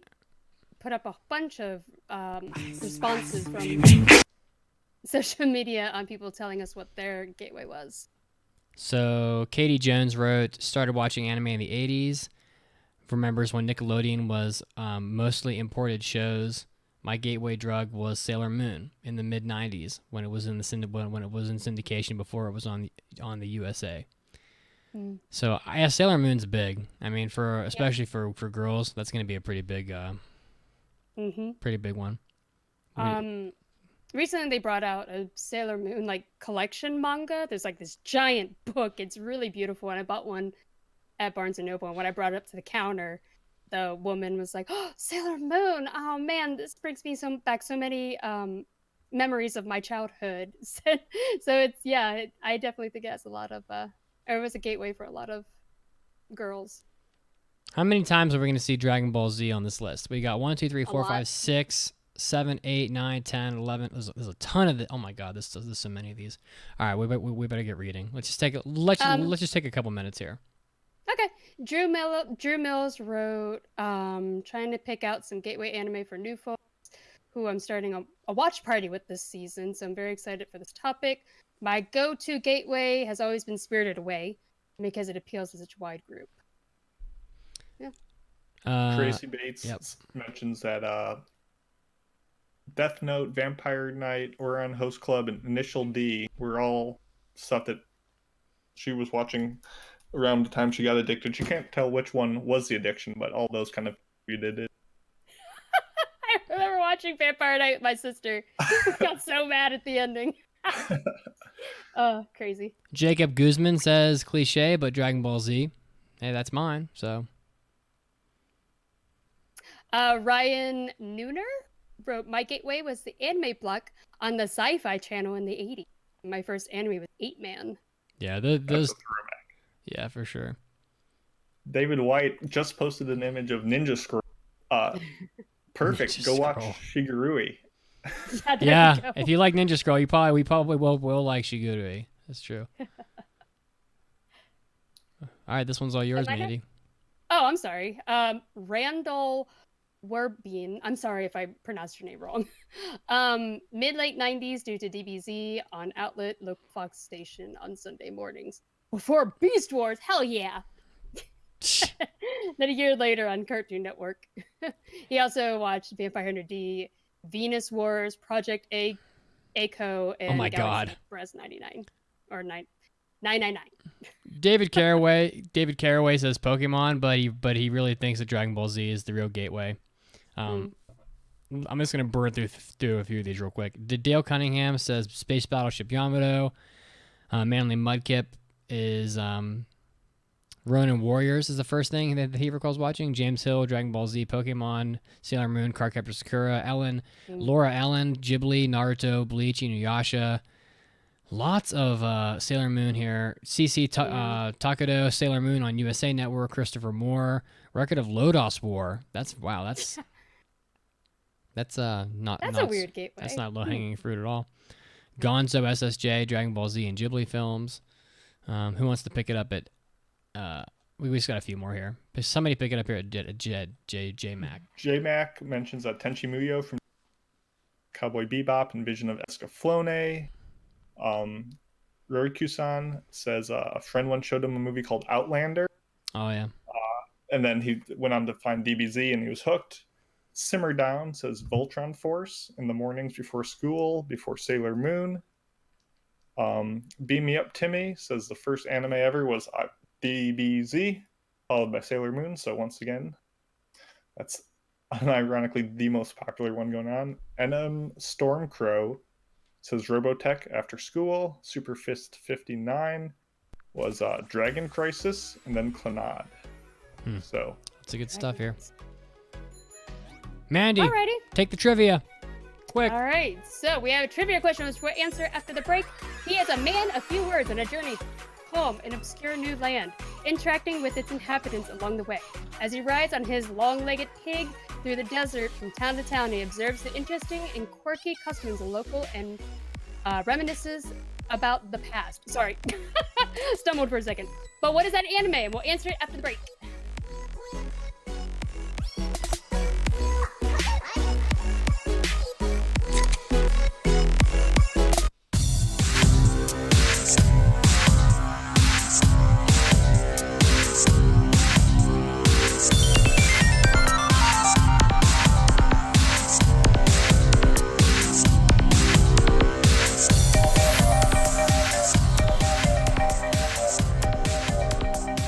Hey everybody, this is Mitsuki, and I'm coming at you with an anime news break. Leading us off, Yuzuru Tachikawa, the man behind Mob Psycho 100 and Death Parade, directing both of those, is directing now another original television anime titled Decadence. It's going to be done by anime production studio Nut that worked on Tanya the Evil. And I'm looking at a piece of promotional art here for the anime, and it looks like it's clearly set in a fantasy world, possibly post-apocalyptic. It has two people standing on a piece of huge machinery rubble overlooking a wasteland at another piece of machinery way out in the distance.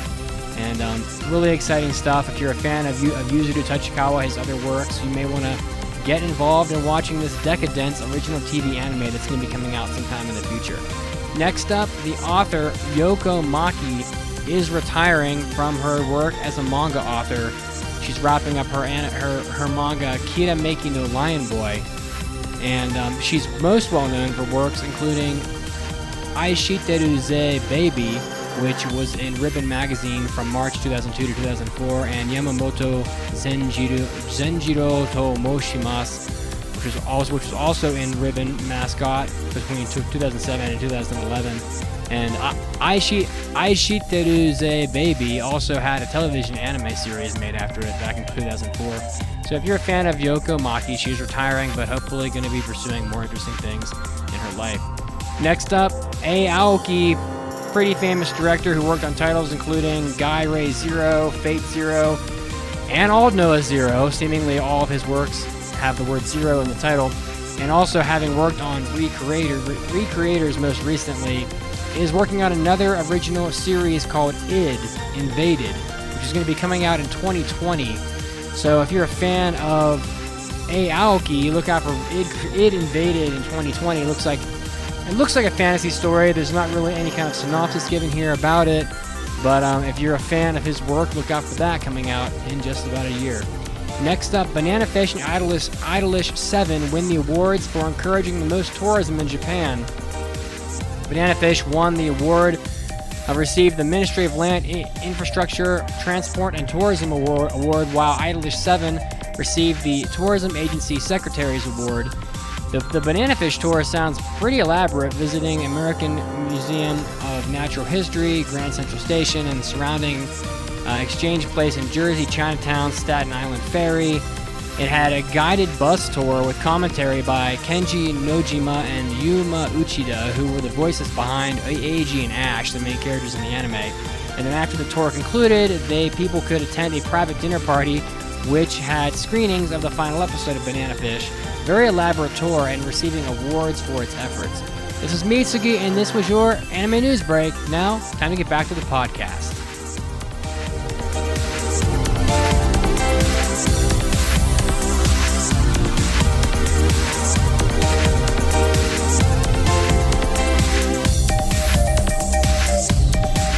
Hey, Mitz, what's the website? Oh, Enzo, you'll never believe this. What? Oh, no. JList.com is going to release a Church of Mitsuki PC game. Hello. It's called Moe Stomp Stomp Deluxe Edition. Deluxe? It's a turn-based RPG where you go on a quest to rid the world of Moe girls. I commissioned it from JList. I didn't know JList.com sold anime PC games. Oh yeah, Enzo. JList.com and Just USA are the same company. They sell hundreds of English language visual novels such as Fate Stay Night and Steins Gate, and they have adult games as well. And Moe Stomping games. Moe Stomping is not a game. It's life, Enzo. Life. Right. Oh, I see. They have the new Mad Pompadour 12 Good Hair Days. Let's get that for Kazuo. JList.com, your home for all your Moe Stomping and Pompadour game needs. Oh, and most other anime games as well. What does Kazuo think of Evangelion? I understand that End of Evangelion was a conclusion for the series, but that didn't come out till way later. That's like someone giving you a cheeseburger, but instead of like the meat, it's dog shit. And then later on, they're like, oh, here's the meat patty. Yeah, but I already ate this shit burger. I mean, I get that the meat patty kind of like helps, but the burger is on its own. So that's kind of how I view Evangelion. It's like a dog shit burger with a meat patty that you get later. So no, I didn't really enjoy it all that much. You don't like eating dog shit? Only on Wednesdays.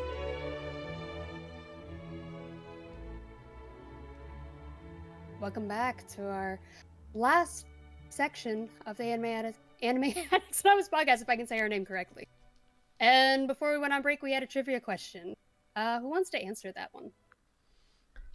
I can answer it. Go for it. The question once again was, he is a man of few words on a journey through calm and obscure new land, interacting with its inhabitants along the way. As he rides on his long-legged pig through the desert from town to town, he observes the interesting and quirky customs of the locals and reminisces about his past. And the anime that this description belongs to is The Diary of Tortiv Rattle, A Traveler's Diary. This is a little short, isn't it? Yeah, it's like a 6 episodes of like. Mm. So I haven't seen it, but I'm gonna just blow through it tonight probably. It's interesting. Whoa. What happened to our villain watch party? Oh shit! Guys, Vinland Saga. Mandy's so quick to throw Vinland Saga to the curb. I'm sorry. Sorry, Mr. Rattle. You must wait another day. Okay, all right. Let's get back to what's truly important. This bathwater thing. Oh no! I ran into an article where other very attractive Twitch streamers are pleading with their fans to stop asking them for bathwater. And someone did I've seen some really funny posts on Twitter though. and someone did the math with a 70-gallon bath. The person could have made 1,819 6-ounce containers of water, selling for $30 each, would make one bath's worth of water worth almost $45,000. I feel like this is something I should try, but nobody wants my bathwater. I mean, I just think it's so just. I feel like I need this money. Why can't I be a hot like Asian girl or something that plays video games? You could be, if you believe. If I believe, yeah, really, sure. Online, you can be whatever you want. I guess so. Oh shit! All right. Mason's got it covered. I regret saying that. Here we go, guys.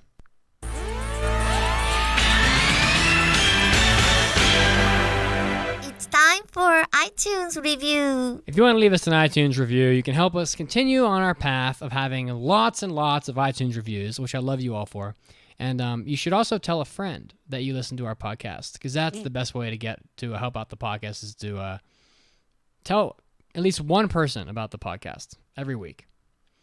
This 5-star review is written by the Outspoken Panda. So, what's not to like from a well-spoken cast, hilarious drops and intros, and one of the most well-organized and community interactive podcasts I've listened to? They cover every genre of anime on every streaming service, and they all have a very open-minded yet different opinions on all the different shows. Put simply, if you want to stay updated on everything anime while being thoroughly entertained, tune into the AAA. P.S. Please do a full season review on Dororo. I didn't know about it till Amazon got it, but it's turning into a GOAT in my book.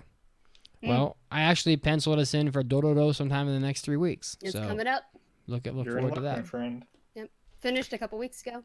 All right. So, Kaguya-Sama Love is War. Our review here. Yep. Who passed this one? Me. Okay. This is me anime. Why don't you go ahead and kick it off then? Alrighty. So Kaguya-Sama Love is War is an adaptation of a manga, which I did a manga minute on a long time ago. And when I first ran into this manga, I read one book and then I instantly went out and bought the next 3 because I thought it was so funny. But it was. This is one of the most beloved manga going on today. Yeah. It was adapted by A1 Pictures, and I think it has some Shaft people on board, which is very obvious if you watch it. But I was going to say the director Shinichi Omata. He was heavily involved with the storyboarding and episode directing of Kawa Under the Bridge. He is also the director. Oh man, why did my brain just die? My brain just died. I was just about to say it, and then my brain died. The director, Rakugo Shinju, Sankareya, Grand Crest Senki. He didn't do Rakugo. He did one of the special OVAs on it. I thought. I didn't think it wasn't the main Rakugo series. How about this? I will effort that for you. Excellent, thank you. I just brought up Arakawa because it's very similar in shows. when I go to the Dakugo site or the Dakugo page, it says director Shinichi Omata. Yeah, I see the same thing.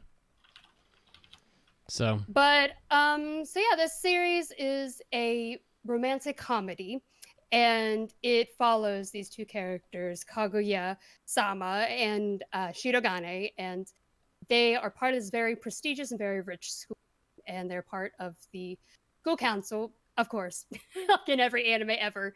And they like each other a lot, and they know they like each other. But the problem here is that they both feel that if you admit love to somebody, then you're giving up a certain amount of power in your relationship. So instead, they have started up a very hilarious battle of wits to try and get the other person to admit their feelings first. So, you viewer, if you were ever like, man, I want to watch a romantic comedy, but I also kind of want to watch JoJo, you should just watch this. Because the battles between them are very JoJo like, where it's just a constant, oh, yeah, you did this, but I had this planned out like 5 months ago. A sort of thing.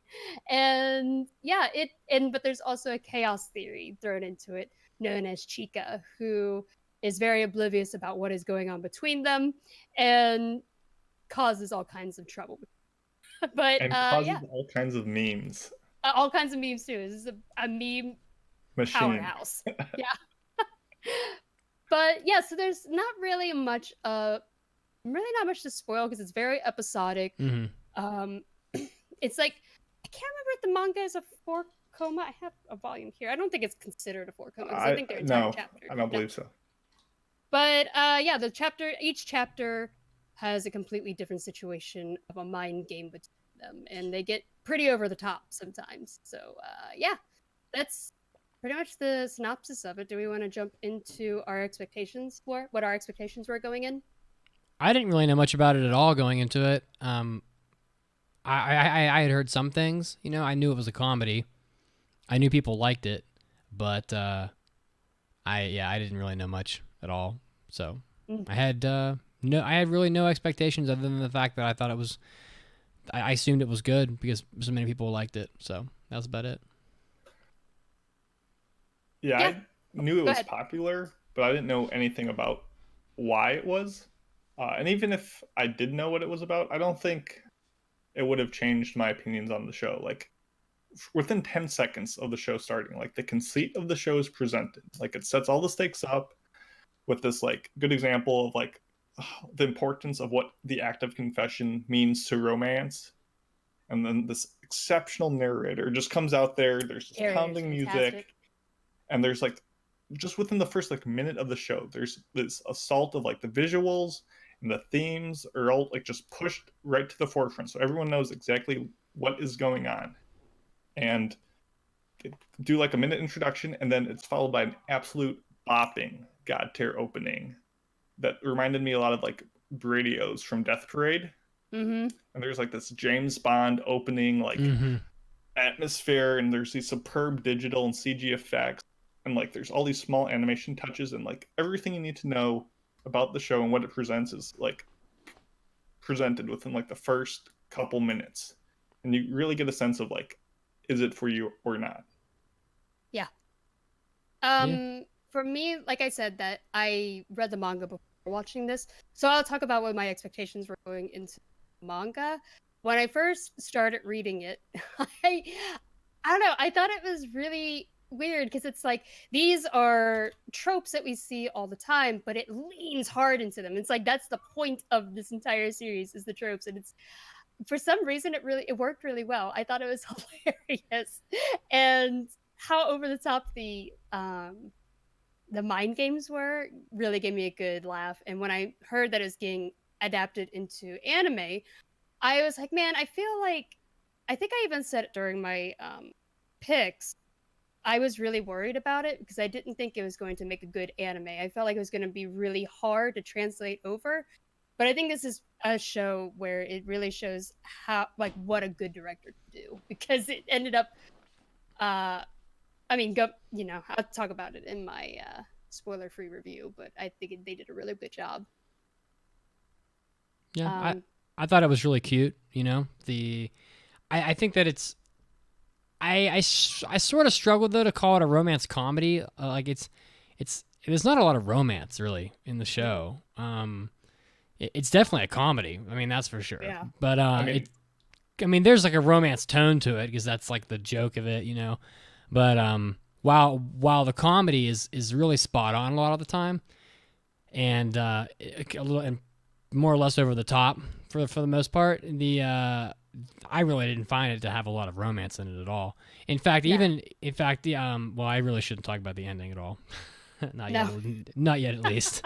Not yet.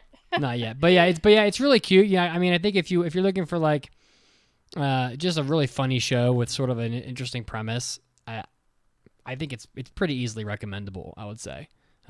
If you're hoping for like romance out of it though, it's not really a romance for the most part in my opinion. So, don't go looking for love in the wrong places. You know what I'm saying? Mason, what is your spoiler-free review? My non-spoiler review? Yeah. I agree. This is not a rom-com. This is a comedy about the starting of relationships, and that's it. If you can accept that, you should absolutely check this out. Like, exceptional visuals, comedic flourishes, like in the moments of like the characters overthinking their situation that makes the relatability a little too close to home. Like, this is one of the other like top shows of like winter 2019. Like, if you like the schemes, counter rebuttals, like similar to like the mind games of Kaiji, like that will scratch the itch. And the only thing is, like, if you need your characters in a quote unquote romance to be #Facebook official before you can like even think about liking the show, or if like that adorable / nervous mating dance of like first time lovebirds make you like tighten up with rage, you might not be a fan, but if you can get past that, highly recommend it. Mating dance. I also recommend it. I thought it was hilarious. Like, some of the jokes are hit or miss, but the majority of them gave me a good laugh. I think the characters are really easy to like, especially Chica. She's everybody's favorite. Oh yeah. Ooh, I don't know about favorite, but I think they all have appealed for all they of all them. have charm. Yeah, they all have a great deal of charm, and like I said before, I think the directing of it was fantastic. And when I read the manga, I felt like if it was transferred into anime, there was every opportunity for it to fail. I was like, this could have easily have been very bland, but I think what they did with the anime really pumped it up a notch. The visuals are great. The music, like Mason said, is fantastic. The narrator, they picked a really good voice actor for the narrator, and he spells out most of what's going on between these mind games. All of the voice acting is great. I think they all did a really fantastic job, so highly recommend it. But again, like everyone else said, if you are into series that romance is the point of it, but they don't actually go anywhere, I don't recommend this. You should probably not watch this if you get irritated by that. But because this is all like, we're leaning hard into those tropes. Yeah, I think that kind of ruins the it ruins the whole premise, to concede to that, so they're not going to do it. Before we move on, I just want to say the manga is great, but I would say if you're like, oh, I've heard so much good things, like, should I watch is like the anime a good way to get and absorb this show? I would say yes. The anime is equal to the task, and watching or reading either is a acceptable way of. I actually just stopped buying them because I like the anime so much more. I mean, the manga's fine. I thought it did a good job of delivering the gags to me, but the anime was. Yeah. The mama abandons her child. Look out. That's how worthy the anime is. And also, it's probably worth better. It's not like a great marathon show because of how episodic it is. It's probably worth spacing out couple days in between each episode, going in little spurts. Yep. All right, let's just jump into. Let's spoil this. Yeah, let's spoil the shit out of this. You want answers? I think I'm entitled. You want answers? I want the truth! You can't handle the truth! So yeah, Spoilers, there's nothing to spoil. Yeah, there's really nothing to spoil here except the jokes and what happens, basically. Normally, when I do my manga discussions, we go into like the order of things. I'm like beginning, middle, and where we left off. But this one, there's really not much. There's no way to actually do that. So I guess we just talk about our favorite moments or characters. I mean, I think we need to start with the characters because that's like the crux of the story. And the two main ones, Kaguya and Miyuki, I think are both fabulous. And like, I really empathize with them because there's like a lot of frustration that people could have with like, oh, like they're not progressing or whatever. But like, you have to think like these two are idolized for their like professionalism and their restraint. So like any misstep in like how one another sees each other or like the general populace would be like a massive downfall for their public image. Like they're not a simple folk like us. Like they can't just go willy-nilly pursuing love, throwing themselves headlong into fate and like failing. Like they have to be on top of their game at all times. So it gives me like a sort of empathy for like the stagnation of the romance and lets me enjoy the comedy for what it is. Yeah, so Kaguya is at this being very rich and very Shirogane got 100 trillion yen. Yeah, she's it's such a joke. Like that's $1 trillion USD. Yeah. She's the richest person to ever live.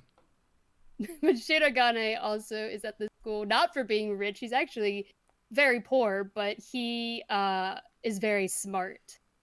So, yeah, like of course, like Mason was saying, Kaguya, she has to be careful with I guess like they both have so much pride that they have built up over like their own situations. So it's it's very hard to get like to overcome that for both of them. Also, I want to make a quick comment on Kaguya's. Maybe it's just me, but I feel like more than almost any other anime character I have in memory, like she seems like the way she's drawn, her character design seems very Japanese. Like looking at her, like I'd say so. More than most, I would say like she is explicitly Japanese in her design. I'd say so. My favorite character was definitely Chika in this. She's great. She's the funniest. She's the funniest to me. And my favorite skit was the ramen skit with the 4 ramen kings. That shit killed me. Yeah. That was. She's just pounding down that ramen. Mini ramen. The connoisseur is next to her. Yeah, the connoisseur is like she makes mini ramen by adding a little bit of every ingredient to every spoonful, and then it's like, and then can she ascend to the place that most women cannot? And she like reaches for the garlic, and then she does it, and then she drinks the garlic. It's just and then when she leaves, he gives her a thumbs up, and she doesn't understand. She's like so clueless. Like, oh yeah. Look, I get why she needs to be there. Like, first, great memes, great meme potential, but like, and the second thing is like her wild card or like chaos theory, like to push like the mental standoffs and the new extremes and like turn the tide of a battle. She keeps like all the characters on their toes and like their reactions to her like justify how blatantly annoying she is to me. Like, you think she's annoying? I don't like her design. I don't like her bow. I don't like how her hat has a bow, so when she puts on her hat, it covers the bow with another. Like, I don't need that. And like, I don't like how she makes life worse and annoying for those around her. How dare you hate on Chika? Not in this medium, not in this anime. Like, I know why she needs to be there, and I forgive her, but it doesn't mean I have to like her. I love her. I like the dance. That's it. That's rotoscoping. That's not the character. You know what? Yeah. I like my boy Yu Ishigami more than Chika. Like, I like his negativity, his disconnect, his fear of Kaguya. Like, you want dead characters who are dead inside. That's your favorite. That's your aesthetic. But overall, I think that all of the characters are very believable, and we all can be like, yeah, I know like a similar person. You thought they were believable? Yeah, I thought so. In like a more toned down way. I know people or traits of those people that I could see in everyday life. I mean, you know people in life who would go and look at a romance novel, like what was it? It was like a questionnaire novel, like 3 weeks in advance, predicting that your friend would pick it up and asking the So good. So good. Like, all their motivations made sense. I could roll with it. I mean, from my perspective, like I get that this is just like a silly comedy show, but like if these people were like real life people, I would put them more in the insufferable category. Like from being like hyper arrogant to having clear relationship issues to they better end up together because they're going to be alone their entire life, for sure. Their entire life, because like the inability to commit to anything, like this is some of the most intense commitment issues you're ever going to see, and some of the most unbelievable arrogance by anime characters you'll ever watch. Now I get that they're just like, this is just like a fun anime and that's required for the premise, but I just couldn't help but think, like, you know, how hard it is for them to and how stubborn. Oh my God. So stubborn. So stubborn. Holy heaven. Oh, I loved it. But these aren't. But you can't really think that these people feel real to you. I think the traits of, like, especially like the overthinking what they're saying them when that's really not the case. Not so much like the dastardly scheming, but the inner monologues that the characters have, not the personalities that they express. I think we can all empathize with to some less toned down degree. I mean, maybe. I think it's more realistic for people to downplay the importance of confessing that you love somebody by just throwing around the word love at the start of every relationship. You know, people like have been, you see these people that have been dating for like 2 weeks and they're like, you know, I love you. And it's like, bullshit. It's been 2 weeks. So this is the opposite of that.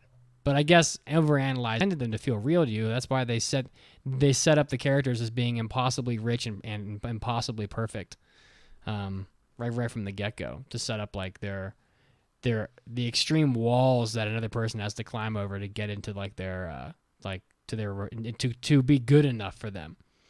But that allowed you to get into their heads and think the way that they were thinking and justify their actions. I think our conversation is kind of deviating from the purpose of the show, to be honest. But like, I thought the show was, I thought it was really funny. I thought a lot of the comedy was really cute, and surprisingly, a lot of the comedy is very like spot on. Because sometimes a lot of these comedy shows, they reuse or just use the same ideas over and over again, and they cease to be funny eventually.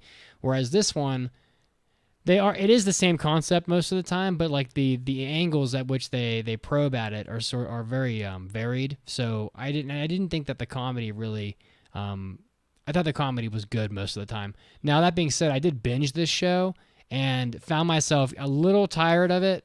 Like, I do agree that it's better one episode a week or one episode a night sort of thing, because watching like 4 straight hours of it was challenging, because I started to lose my interest in it. Yeah.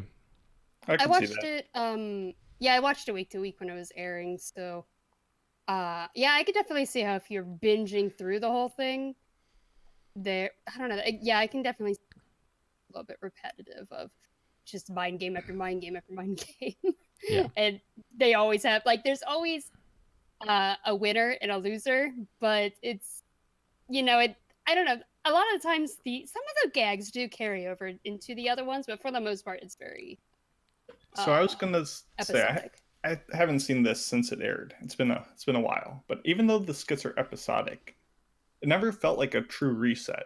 Like, I think partly because like the narrator, like, declaring a victor or at least a non-winner after each battle made it seem like it wasn't forgotten. And like, through the humor and because of like embarrassing defeats or narrow victories, like the characters like remembered those things and thought about them and brought them up at later points. And like, it kind of forged their feelings for one another and like kind of made them grow in their character. It's no wonder that these characters like overanalyze things and read into stuff a lot. They're so borderline abusive and manipulative of each other that, like, of course they're overanalyzing everything that gets said, because they're constantly manipulating each other at every turn.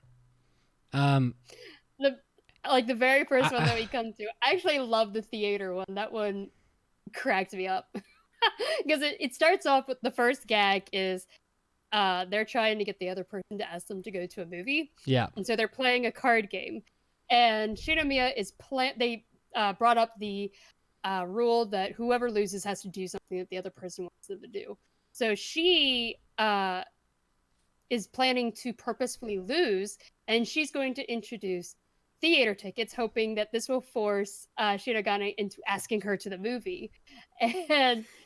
But then she realizes halfway through, oh shit, it probably looks like I did that on purpose. Maybe I shouldn't. But Shirogane picks up on that. It just, I don't know, it just spirals into, I think a lot of the mind games are done very clever. Oh, they are. A lot of shit that you never would have thought of would come up in like a comedy that revolves around a romance. But, and then of course Chica comes in and ruins the entire thing by introducing food. Yeah, of course. Well, that's why she's there. Or when she's trying to cheat, those are always great. Yeah. They call her out on it because they pick up on it right away. Yeah. And then when they do go to the theater, they end up going separately, but they're trying to guess what seat the other one chose, and they end up, like, Kaguya ends up sitting behind Shirogane at the end of it, and he just passes back the popcorn. I thought that was hilarious. I think my favorite skit, though, overall, was Shirogane trying to learn how to play volleyball to impress Kaguya. Yeah. And Chica ends up teaching him how to play volleyball. And at the end, she has like these bandages all over her hands. She's like, I raised a boy. I love that part. But I also like when he first tries to spike a volleyball, he ends up hitting the back of his head. And she's like, how did that even happen? Those are some of my favorite parts. Did you empathize with that? Did I empathize with that? Yeah. You saying I would smack the back of my head when playing I'm just volleyball? wondering if you were that kind of person in gym class. I don't think so. No, I used to play. I was never on a volleyball team, but I loved playing volleyball in gym. I've never hit the back of my head. Take that, Miyuki. I didn't really. I don't think I really paid that close of attention to the animation quality, but I don't remember it really standing out to me as being like overly exceptional. But I thought so the animation itself wasn't exceptional, but there's so many like not chef-esque, but very similar like tweaks and sudden like changes in style and mood, either with like inner monologues or like moments of realization. Like at least once per episode, there was like masterful change of like animation style that I thought was always interesting.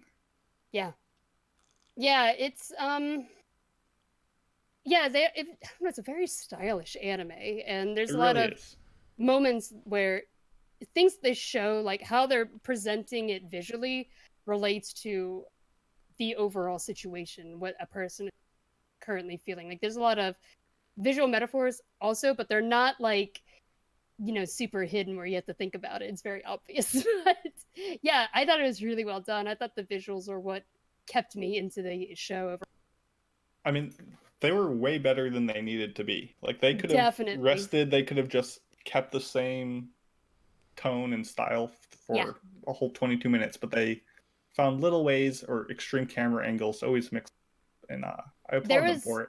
Yeah, there was every opportunity for them to just be lazy and make this look like just any other anime, and it would have been extremely mediocre. I think what he did with this was, exceptional. I thought he did a really good job with it and making it visually appealing as well. But and of course the OP is fucking fantastic. The OP is good, and the visuals together are highly recommended.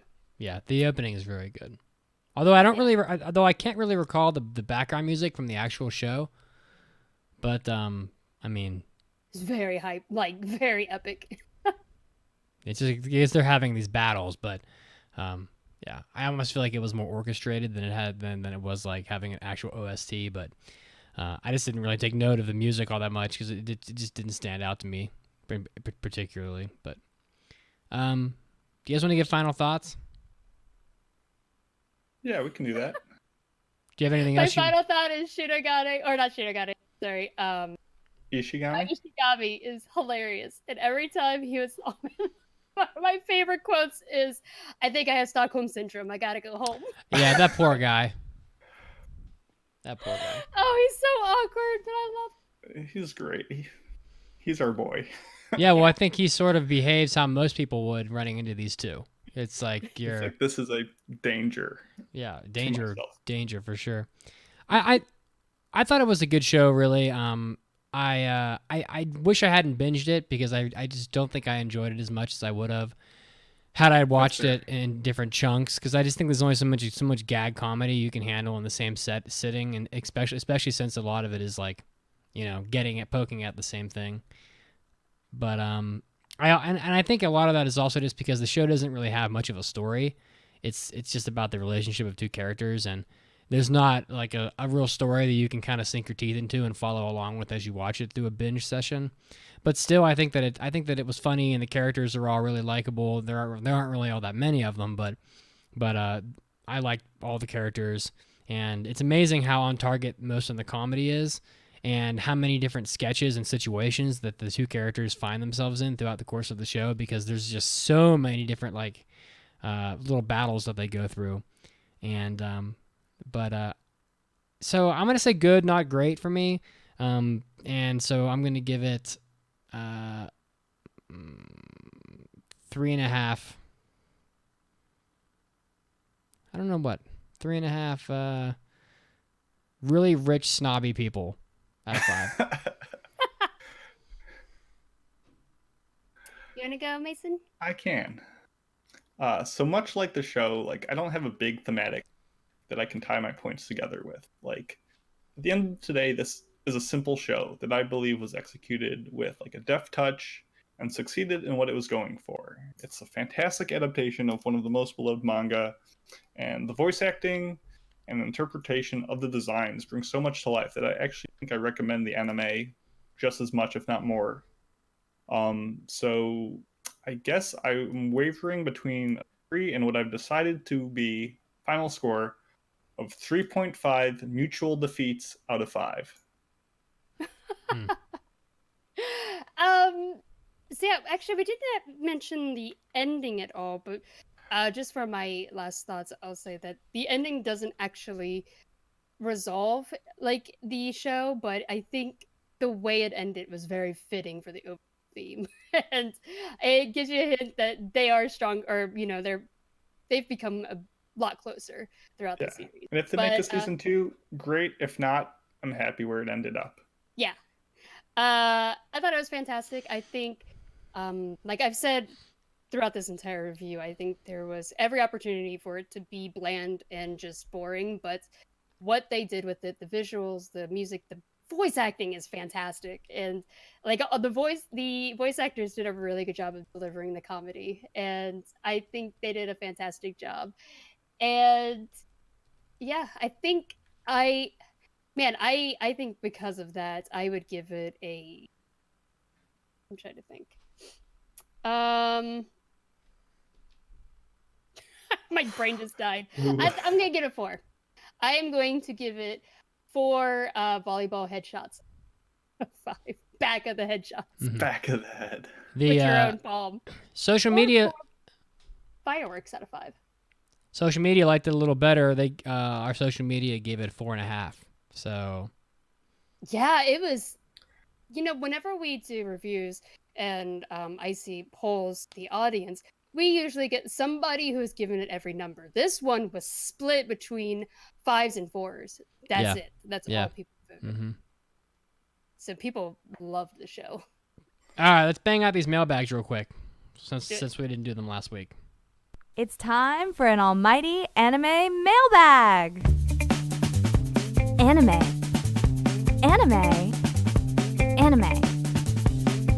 Mailbag. If you want to leave a mailbag, you can do it at our website, AAAPodcast.com.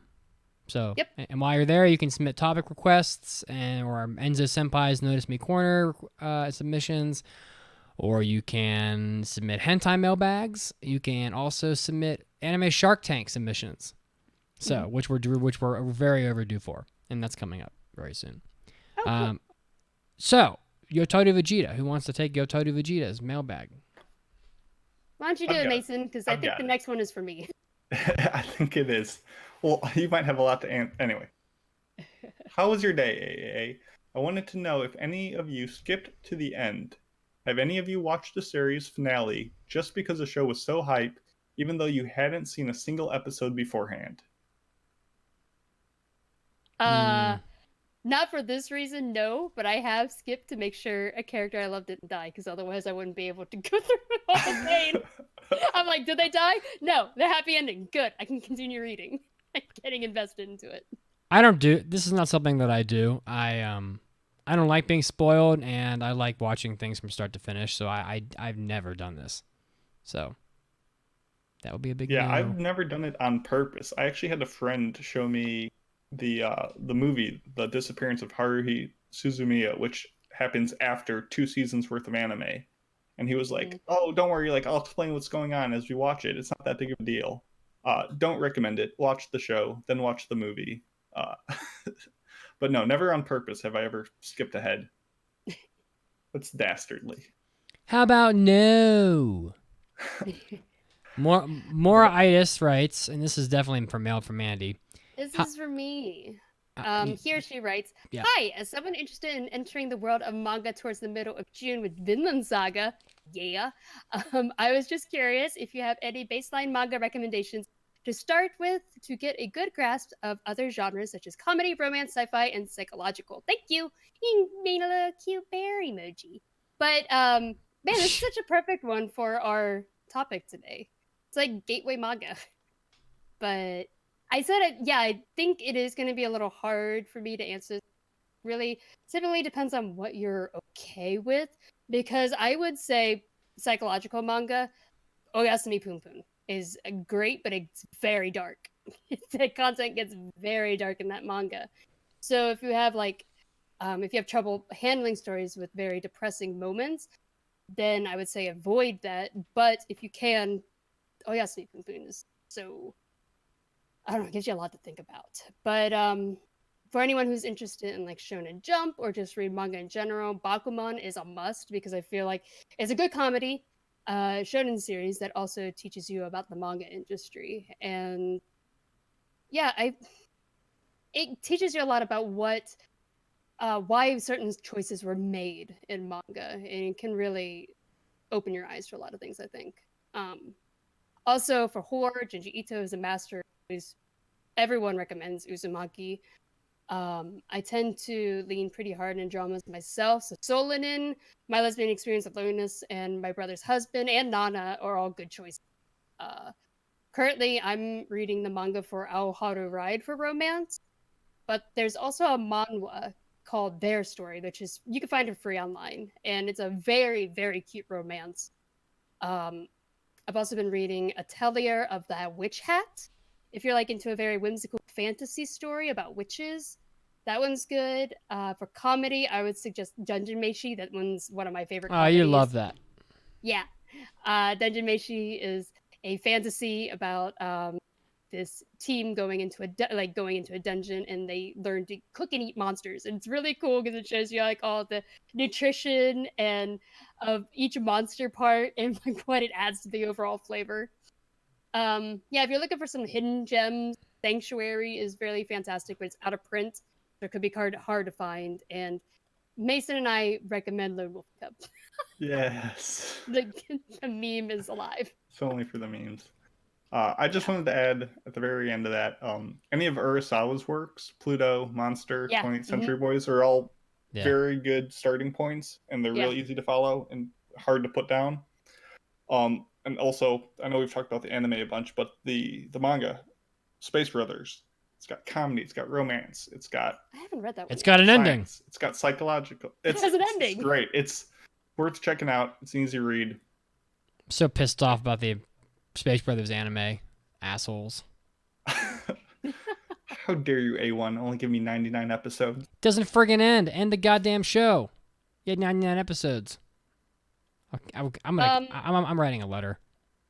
a couple of the ones that I recommended, Ao How to Ride, if you're looking for the English title, that is Spring, Blue Spring Ride, and Solanin, which is Solanin. I just realized that I may have, mispronounced them. Might make it a little bit easier to find them. All right. But yeah, that's all we have. Thank you for making it through to the end with us. That's right. This was a rough one. We survived. Get us out of Was here, it Mandy. rough? I thought we did a decent job, Mason. But yep, again, if you want to check us out at aapodcast.com/join, you can get a bunch of different episodes. We're about to do an after party episode. We might have an Enzo show up. It looked like he popped on a bit late, but yeah, he might be joining us. If you go to iTunes, you can subscribe to us. Subscribe to us and help us be #1. And please leave us a review because we love to read them, and it gives us. That's right. It makes me happy. Yeah. In my pants. Well, maybe not that. Not for me. But we love reading them, and it gives us so much more incentive to continue on. And join us on Facebook at AAAPodcast. And please come to our Discord. But yeah, thank you. Please be my friend. And I'm glad to be a part of the family, everyone. Welcome. Welcome, Mason. Thank you for joining us. We'll see you next week. Peace out. Bye. Adios.